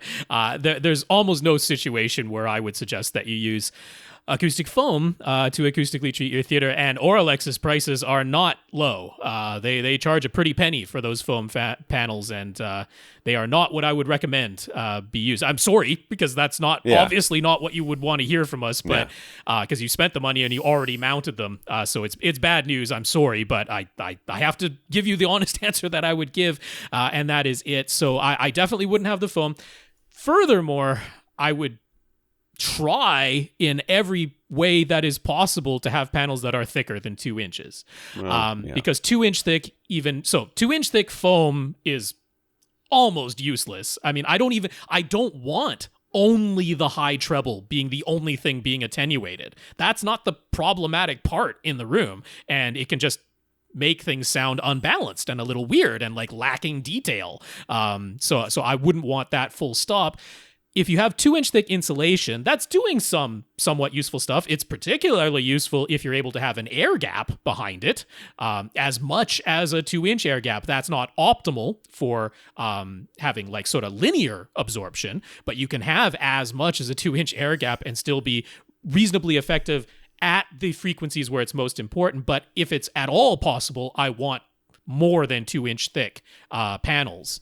4 inches is good, and I would be very happy having 4-inch panels all around.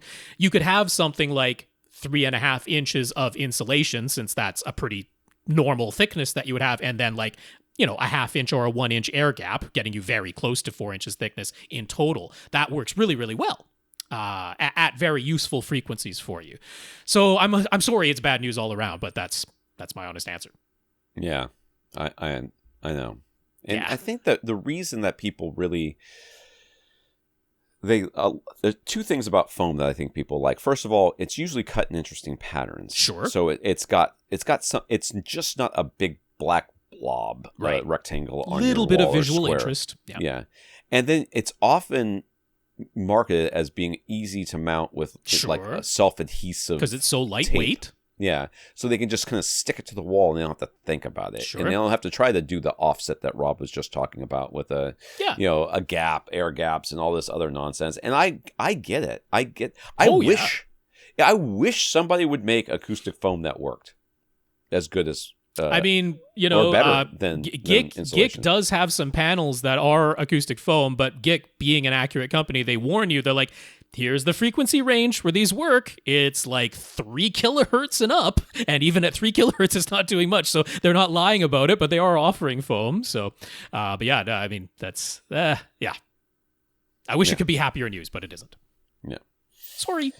Jay asks, could we recommend some good, not too expensive XLR cables to him? He has a Zoom digital audio recorder with separate left and right XLR inputs for attaching additional microphones. He's never dealt with XLR cables before, so what does he need to know about those? Will he need male-to-male cables like the way most RCA cables are, or some other configuration? Since he doesn't really know what good quality XLR cable should cost, his budget is open-ended for this. He knows we won't tell him to overspend on anything he honestly doesn't need. What do we suggest? Okay. There is no world in where I tell you to get anything other than what I am currently using. Okay. Okay. I think the cheapest monoprice XLR cable that looks fancy to me. Okay. I think that, people have a real problem. Saying that buying something for aesthetics is somehow a detriment. Like, you're spending extra money on a car because it's a specific color, or you're spending extra money on this because you like the shape of it. Mm-hmm. I have to look at this cable.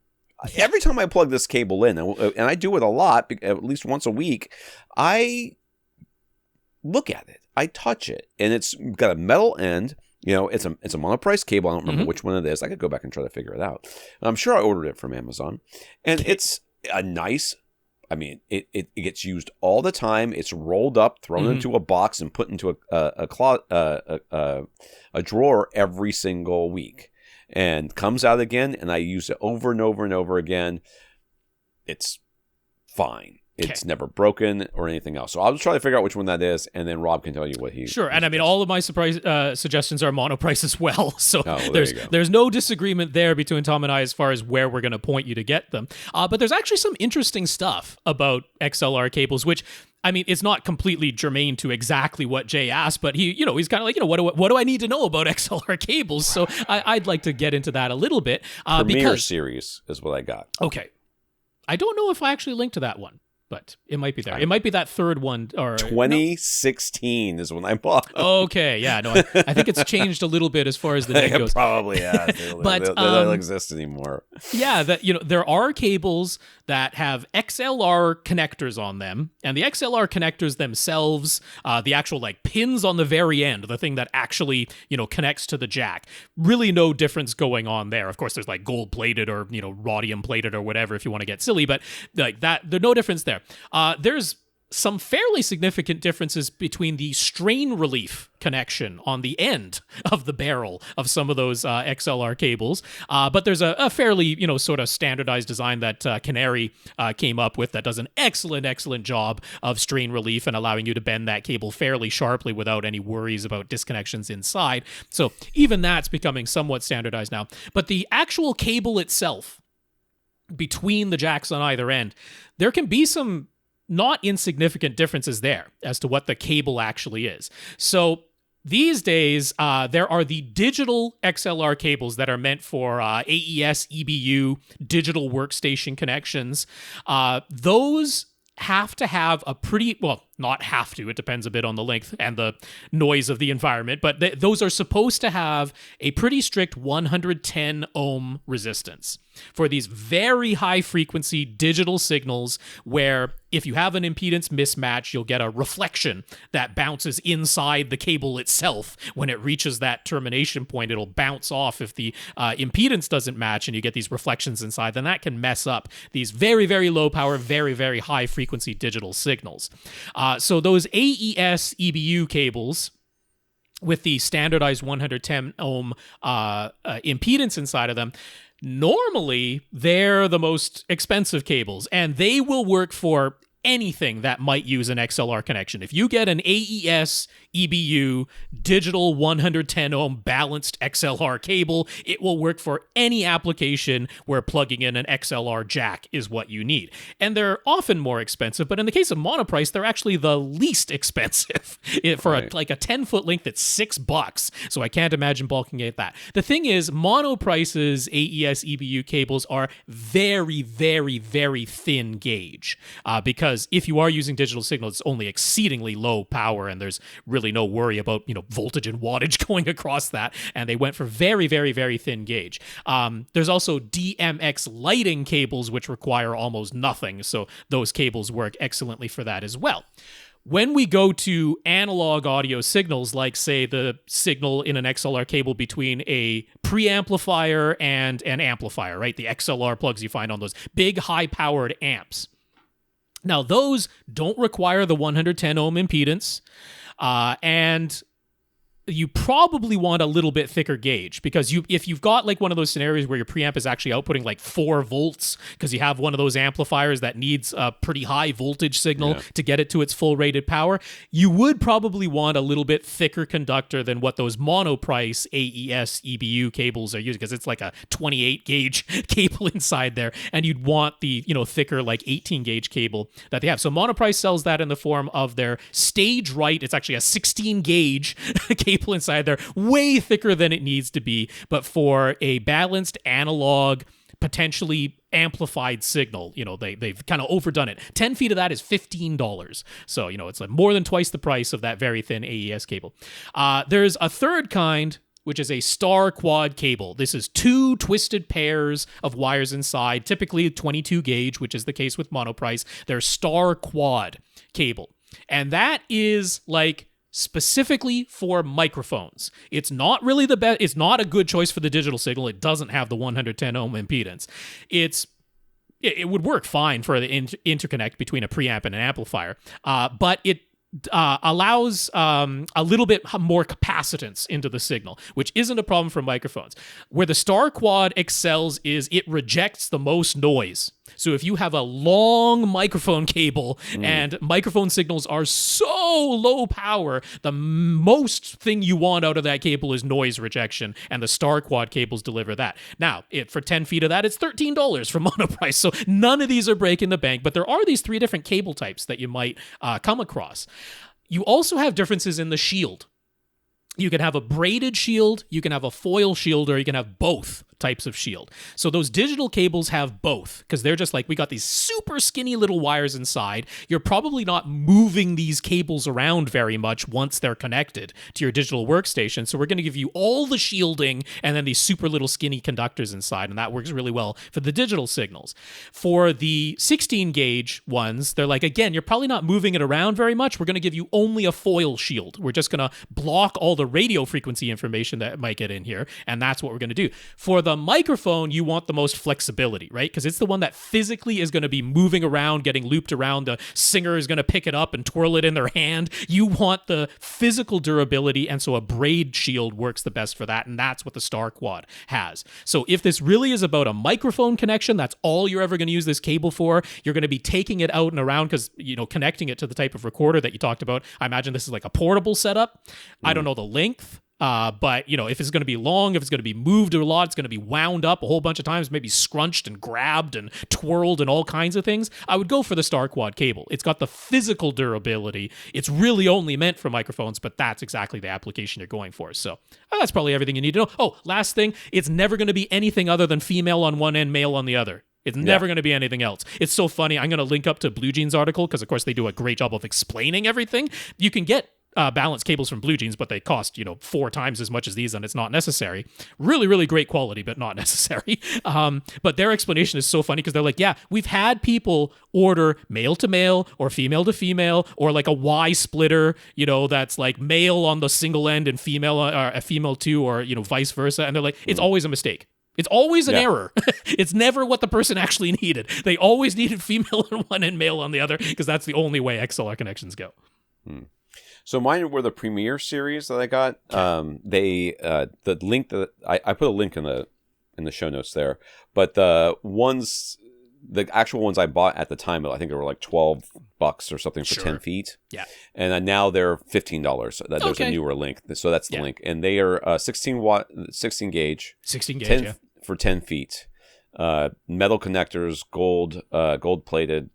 I don't know about the rest of that AES whatever stuff, but basically these are just overkill for what I'm doing. Yep. But what I didn't want, they have like kind of like a nice big fat rubber flange on the end there to keep the strain relief. The strain relief there, and they have been absolutely bulletproof. Like I said, I ordered them in 2016. So. All of the monoprice XLR cables come with a lifetime warranty, and they're pretty good about it. You're like, yeah, this cable broke. They're like, yeah, here's a new one, because it cost them for nothing. $15. I know. It's not even worth it for me to call them and try to get them to replace it for free. Yeah. I just order another one. You can get them from Amazon. Got Prime free shipping. Comes the next day. I know. Right. Yeah. Karl, we previously discussed this messy business between Tecton Design Speakers and AVRant's Audio Corner, where the owner and founder of Tecton took exception to one of AVRant's reviews, and the word litigation got bandied about. The whole thing got mildly ugly in a public way on audio forums and YouTube. That was one sentence. It contains the information needed for that sentence. Tell you what, you people have no idea what I go through. Oh, the suffering. You poor man. You don't know. Every once in a while, my wife will look at me and go, why does your face look like that? I'm like, Rob's texting me. She's like, what do you mean? I'm like, and I'll just start scrolling. I'm like, look at the text. Look at the length of it. Like, who writes all this? And like, you think this is bad? You should see the emails. And Tom, the emails. And Tom texts like a Gen Xer, because you came up when text messaging was introduced. You were around and you had that character limit where you could only had to pay per letter. It was not cheap. And so Tom texts like a Gen Xer because it's like 2 words at a time, but you get like 19 of them in a row to get to a full paragraph. Oh my God. Beep, beep, beep, beep, beep, beep, go the alerts. I'm like, you can type full paragraphs in one text now, right? It's not going to break. Do it just to break up the monotony of reading this paragraph. Every time I would have hit the space bar, I press enter and send that instead. That's right. That's the way my sister texts too, because she's full on Gen X, and it's like, yeah, this one bit of information requires like 18 text messages. That's how many alerts I have to get through one sentence. See, we're fighting the generational fight. Even though I'm the oldest millennial possible, I'm a geriatric millennial as the official term, there's still just enough of a generational divide. He caught it. He caught that millennial vibe. Oh, and people hate the way I text. So Audio Science my Review generation also did it had that way. troublesome dealings with Tecton, and Audioholics weighed in publicly as well. I barely noticed it or remembered that it happened. Yeah.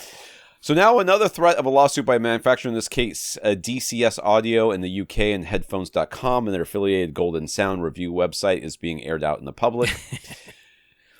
While everything is out and open now, it goes way back to a review that was published in 2021, and things have just now been publicly updated, with the managing director of DCS posting a public apology and official retraction of any threat of a lawsuit, claiming that the former employee at DCS, no idea who this is, by the way, had threatened the lawsuit without upper management's knowledge, then provided upper management with false information. But now that person no longer works there, and they have the correct information, and they're working to repair the relationship with headphones.com as a result. Who's whatever, I don't care. Yeah. Manufacturers getting mad about what they perceive to be negative reviews and even threatening lawsuits over it is nothing new, right? Is it actually getting worse? Or is it just the fact that a bunch of these back and forth emails are now being posted on publicly accessible forums, and companies are calling each other out on YouTube videos? So it seems worse now, or like a pattern is forming? What's a response to all this? Does impact what we might say in our podcast? What could they possibly take from us, Rob? I mean, if we might take down whatever episode is offending them. I've got two cables that are lifetime warranties from Monoprice. Yeah. That clearly is worth something. I've got 20-year-old microphones. How about that? Could they take that? Okay. No, this is nothing new. It happens from time to time. Sure. It's usually some butthurt employee over there. I've gotten threatened by speaker manufacturers before for posting reviews, or and amplifier manufacturers before for reviews I've done in the past, because I said one negative thing out of a massive positive review that was all 5-star this and 4-star that and 4.5 stars or whatever, and having them say, well, I don't understand why you said that the top end was rolled off. I'm like, because the top end is rolled off. What do you mean why you don't understand why I said it? Well, if you just shove the speaker in the corner, it won't sound that way. Oh, really? Is that true? Could I also EQ it out? Believe me, you're going to see a headphone review coming out on AV Gadgets where I'm like, this headphone is great, except the sound quality. And that is true. It's not my fault. I didn't make it. I didn't make that headphone. I did everything I could to make that headphone sound. I even put together a custom EQ to balance out the deficiencies in the EQ, in the headphone, in order to try to make it sound as good as possible. And I was like, it still sounds like crap. I mean, it's still a decent headphone for the price because it has all these other features, but they're like, oh, well, it's got... First of all, any manufacturer is like, oh, our speakers will play up to 40K.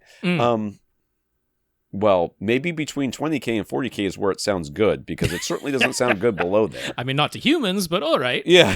So, this is nothing new. First of all, I believe that there's two things happening. These things tend to be cyclical in that, one thing comes out and then somebody else is like, oh, that also happened to me, and they'll mention it. And that happened to me, and it starts to come out. So it's sort of like they're talking about it, so maybe I'll talk about it as well. Sometimes it's just coincidental. They all kind of come out at the same time.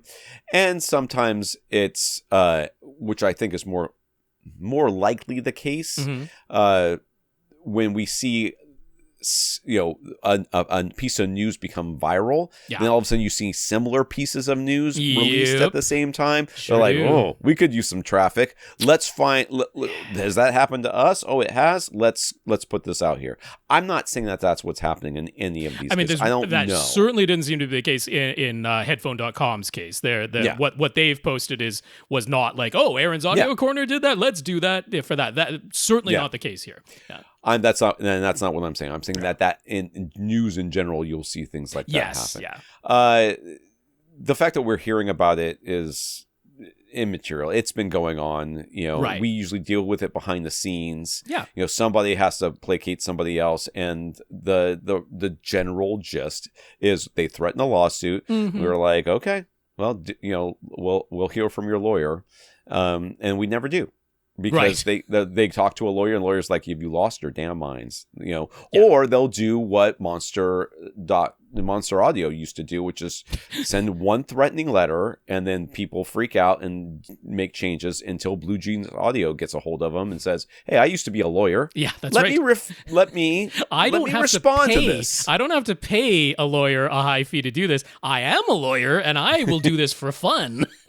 That's right. And then he started protecting everybody else, and then Monster stopped. So, I'm not saying that's right, but that's kind of the way. Generally speaking, that's just kind of the way it goes. And then the manufacturer will never send you anything again. And you know what? That's fine. That's fine. The whole thing of manufacturers or brands. So I mean, the Monster cable thing was a little bit different because they were doing a whole trade dress thing and like a trademark thing, infringement.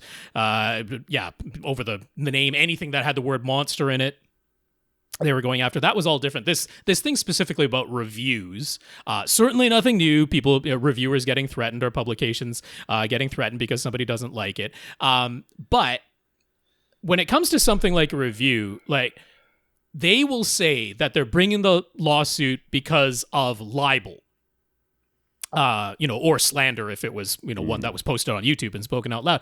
But they'll say that's the basis of their lawsuit, right? That it's libel, that you damaged the company and their reputation, you hurt their sales, and here's the inflated figure of how many sales they lost because of your review, because you lied in your review about their product. That's what libel means, right? It means you maliciously spread a lie about them. And the truth is a 100% defense against libel and slander. So if what they're upset about is a measurement, they have no case, right? Because even if you did the measurement wrong, if you posted the measurement that you did and said, here's the measurement that I did, that's not a lie, right? That is the measurement that you did. Now, you might be wrong. You might have drawn incorrect conclusions, all those types of things, but it is not libel. It's not a lie. That's the measurement that you took.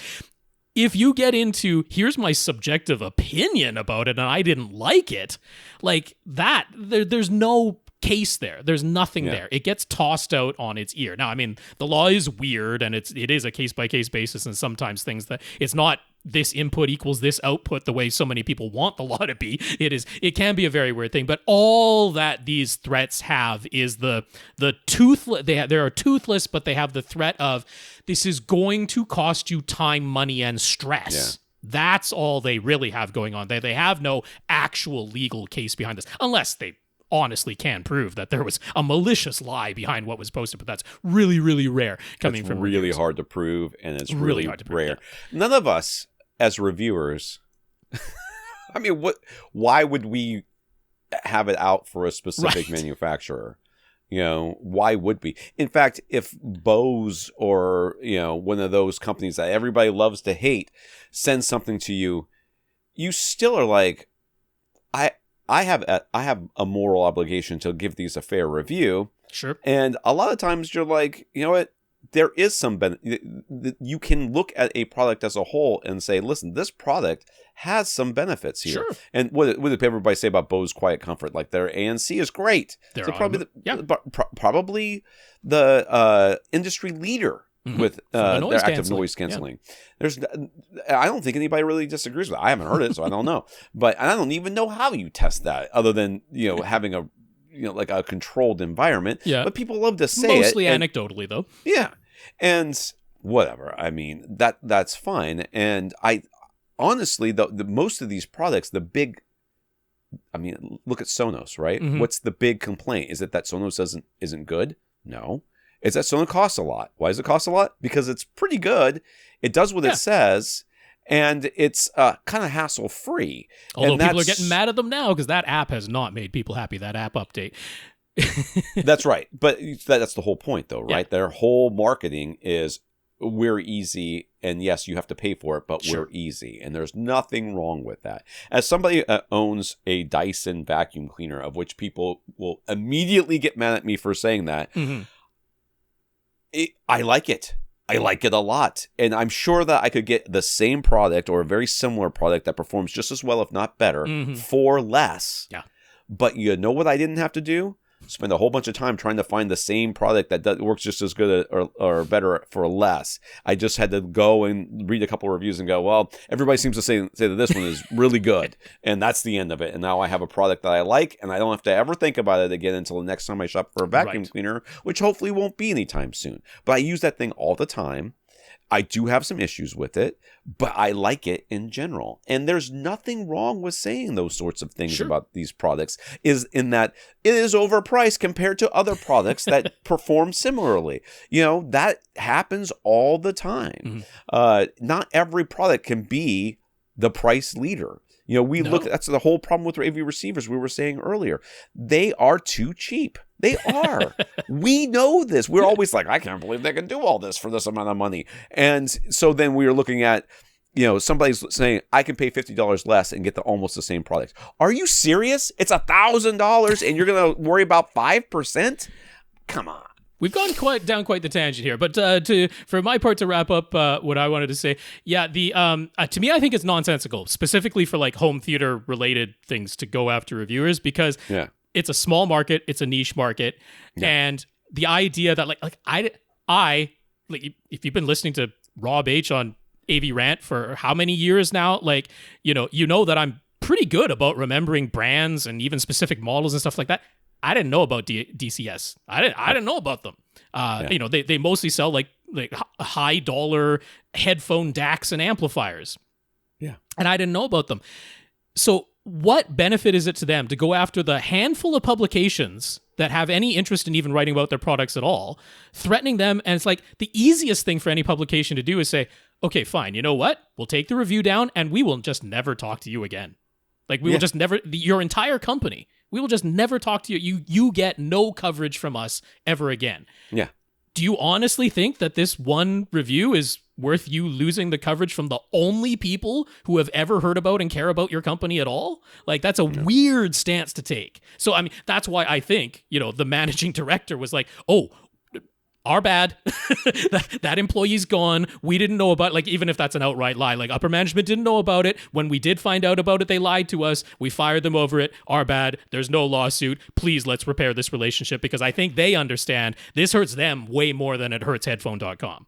Right. Exactly. And that is the case. A lot of times the smaller, Monster Audio being a outlier, most of the time it's the very smallest companies that are the most are the quickest to start going around the world. How did that whole thing help Tecton, right? Like, Tecton is not a household name in speakers. They're only covered by somewhat on the fringe publications. The most where Aaron's Audio Corner was like the biggest coverage that they got. It's like, how does it help Tecton to go after him? It makes no sense. It's nonsensical. They're so invested in their products that it's like their babies. And if you say anything negative really about them at all, is taking it personally. That's the only explanation. They take it personally, and then they overreact, and then you're like, well, fine, you're crazy people. We're not dealing with you anymore.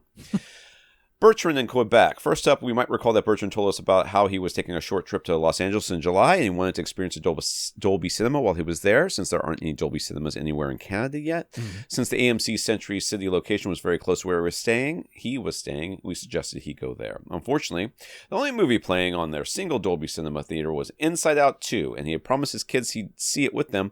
Plus, he didn't think it would have made for the best demo material. Which I bet it would have. I don't understand. I thinking it wouldn't be the demo. Pixar, they will find any way they can to shove some bass into something. I mean, let's be honest. They will shove the bass in there. They will make use of the Atmos sound. And on the video side of things, there will be some pitch black in Inside Out 2 at some point. There will be full Rec 2020 color usage at some point, because actually Inside Out, the first Inside Out, was the very first movie that used the full Rec 2020 color gamut that only laser products can reach right now. Quantum dots are getting close, but that only laser products can reach right now is the full Rec 2020, and Inside Out was the very first movie to use it. So on that front, I think Inside Out 2 would have been a fantastic demo material, but promising your kids you'd see it with them, that part I understand. Yeah. Well, you should have lied to your kids like all the rest of us do. So we saw Furiosa, a Mad Max saga instead. It wasn't in a Dolby Cinema, but it was an AMC Century City's largest theater with a laser projector and Dolby Atmos sound. There aren't any laser projector theaters close to where he lives, so he thought it would make for an interesting experience in comparison to what he's used to. It was kind of a letdown. I don't know what he was expecting, to be honest with you. His home theater is totally blacked out and uses an OLED. Well. Right. So the washout from the exit signs alone couldn't come close to competing, and it didn't look much different from the regular theaters back home, which are digital projectors, but still using lamps, not lasers. Maybe the colors and sharpness were a tad better, but that was probably just the movie itself with its very saturated look. You could hear sounds coming from outside in the hallway, and when he initially chose the seats that were at the height relative to the screen that he prefers, they were too far back with too small a field of view for his liking, so he moved forward. But that also means moving down, so he's looking up the whole time, which seemed very suboptimal. Anyways. I just want to say, hearing the sounds in the hallway, I'm like, that's why Rob is the one person who gets up right when the movie starts and closes the door himself. Because apparently even at Century City, they don't close the darn door to the theater. So I do want to say something. He did purposefully choose the largest screen that was available, and that does put a bit of a disadvantage on the theater itself, because the larger the screen, obviously the more powerful the projector needs to be in order to achieve the brightness. So a smaller screen with the same field of view may have looked better than this one that you were at. And this one wasn't HDR. Like that's the Dolby Cinema's whole thing is that you get the cinema HDR experience. So that's all fine. But a little bit, that's too bad. But one day you'll get it. So you also got to try out an Apple Vision Pro. They have only just recently become available in Canada. So will Rob be picking one up since he seems to be a VR fan? No. Do they still sell those things? What, I Apple thought they Vision had Pro? discontinued them. I thought they were discontinued. No, they haven't discontinued, but in their presentations, it's not taking up as much time anymore. This seems to be... No, I won't be getting this first generation of the Vision Pro.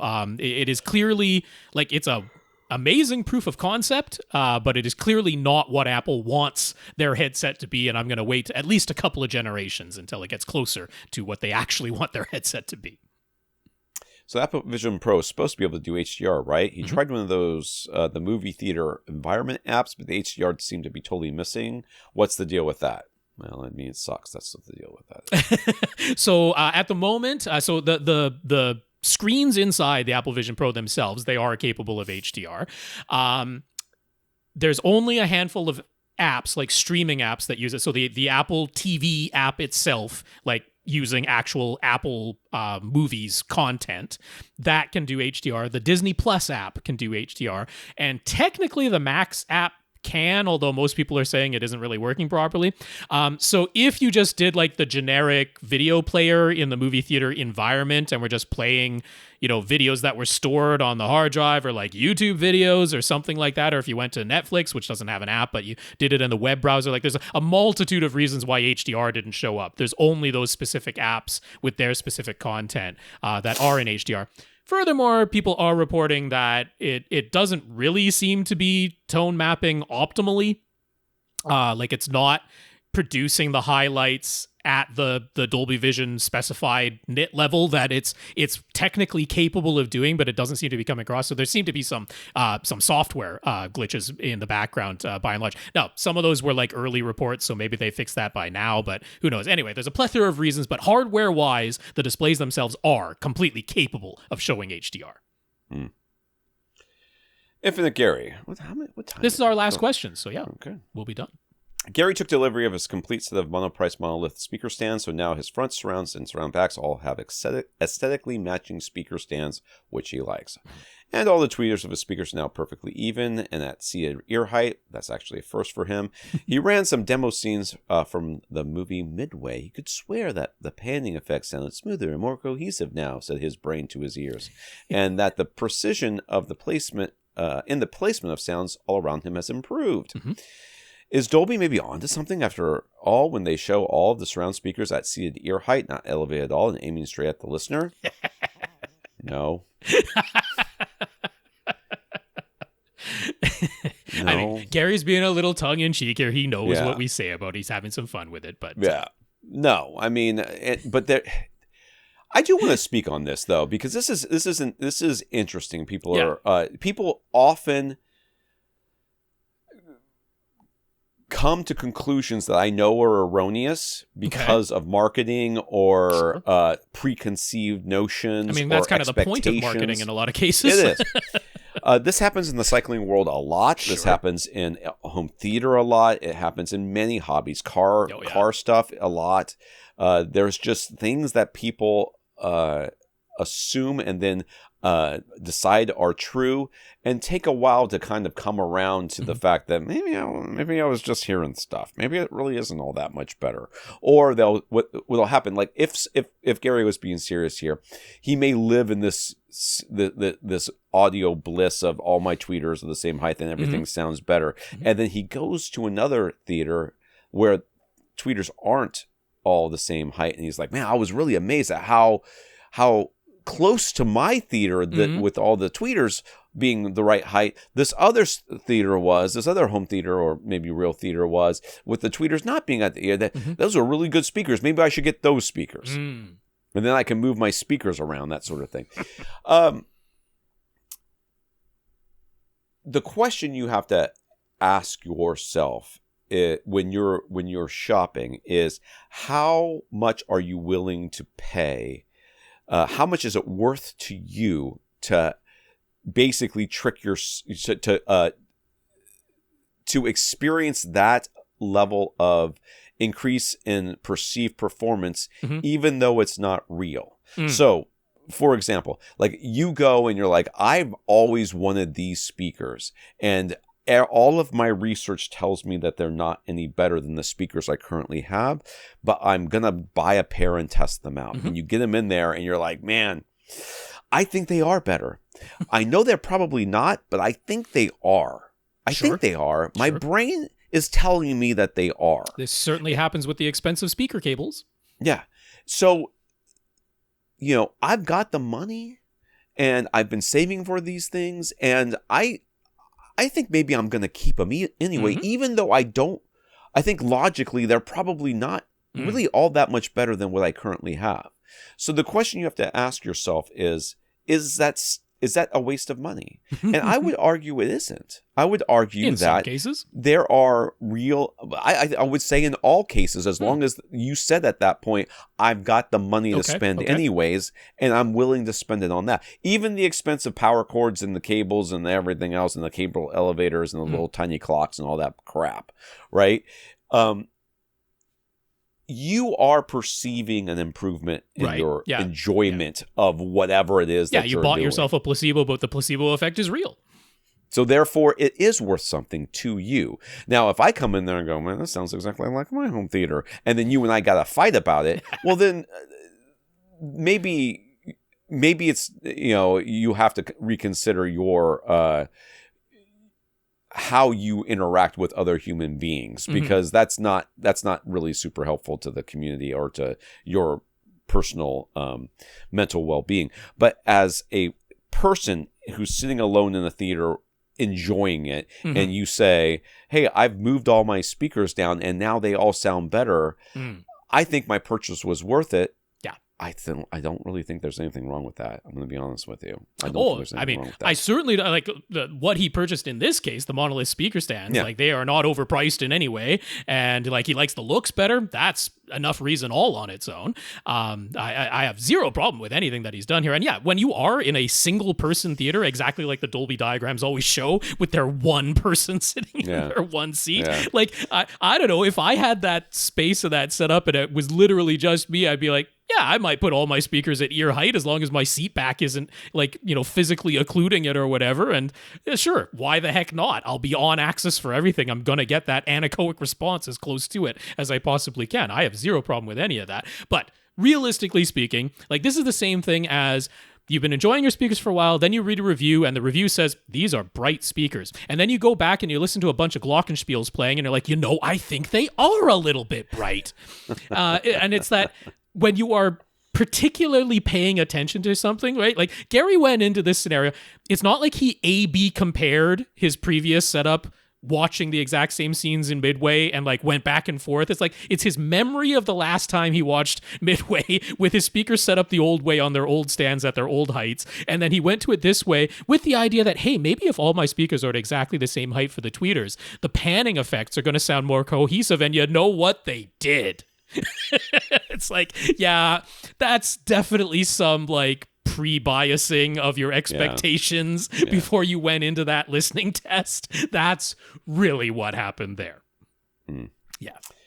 Gary was poking around the user settings of his Panasonic QB9000 Ultra HD Blu-ray player. Came across the analog multi-channel settings that shows an on-screen graphic that lets you change MS and dB for 7 speakers and a subwoofer. So basically distance and trim level like in the manual speaker settings on the AV receiver, right? Absolutely. Yeah. So those are milliseconds. So they're giving you delay instead of distance. But all your AV receiver is doing when you're setting the distance of your speakers is converting that to a delay in milliseconds, because basically 1.1 feet of distance is about 1 millisecond as far as the speed of sound goes. So the Panasonic is just putting that directly in terms of time instead of distance. And of course, decibels, SPL, the dB, decibels SPL is exactly the same as a trim level. Yeah.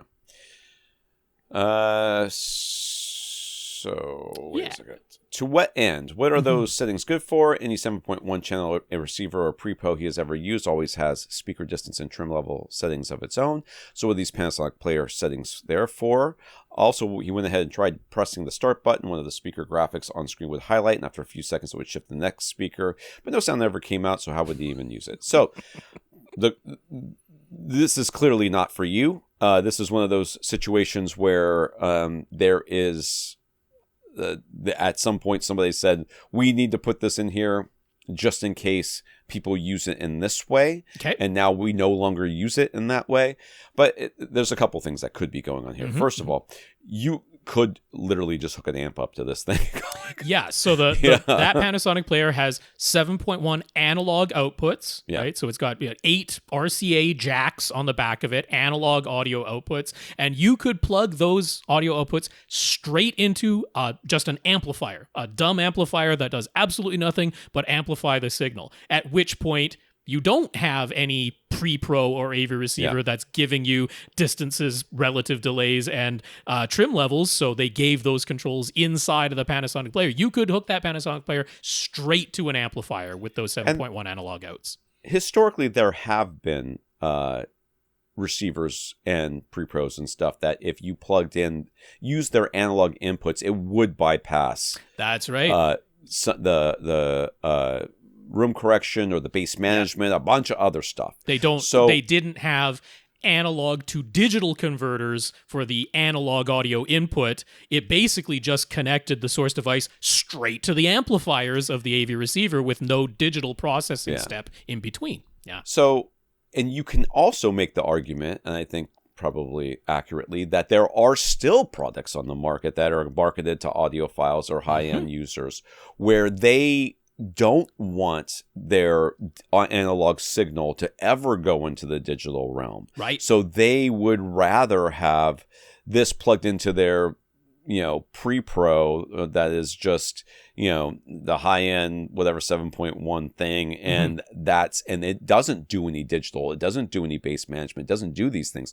So you need to have something on that end in order to do it. So they are putting this feature in there so that the select number of people who might want a product that can do this actually they literally only have one product they can buy. Maybe this is the only one, which I think it might be on the market. If you remember way back at the advent of Blu-ray and HD DVD, we had a lot of products like this where they had analog outputs because there were tons of products like receivers on the market that didn't have HDMI yet. That's right.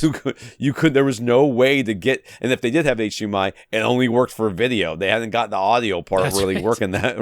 That's how early that was. The UB9000 does play all possible disc formats, audio and video disc formats. It plays all of them, and it has streaming services built in. Yeah. So there is a scenario where you use that player as your sole source with no AV receiver whatsoever and just have an amplifier. You just have a 7-channel amplifier and it goes straight to it. That's entirely possible.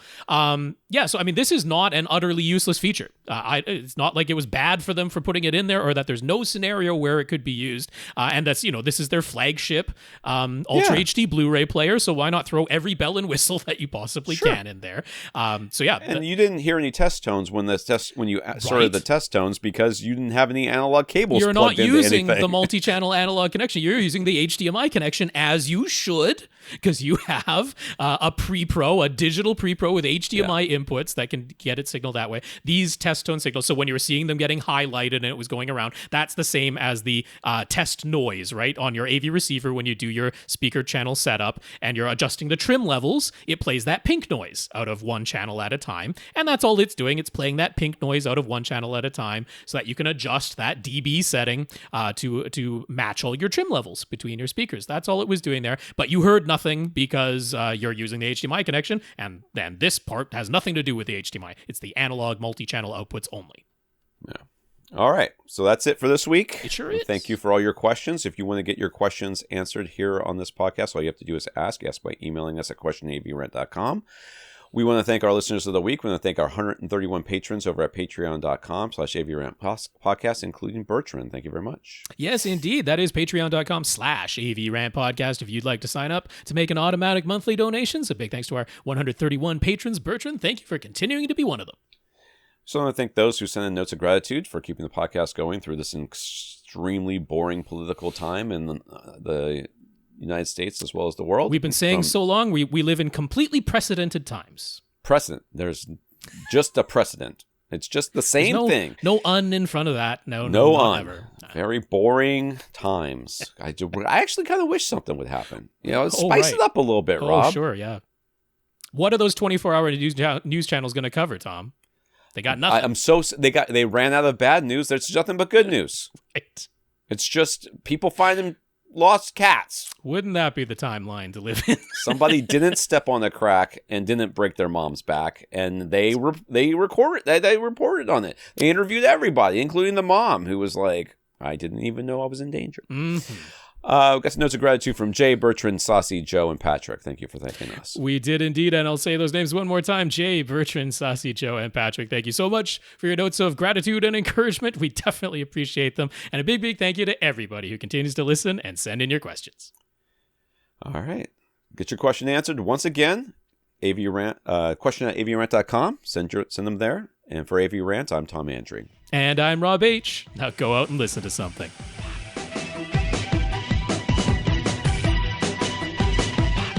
Want your question answered? Send it to question@avrant.com.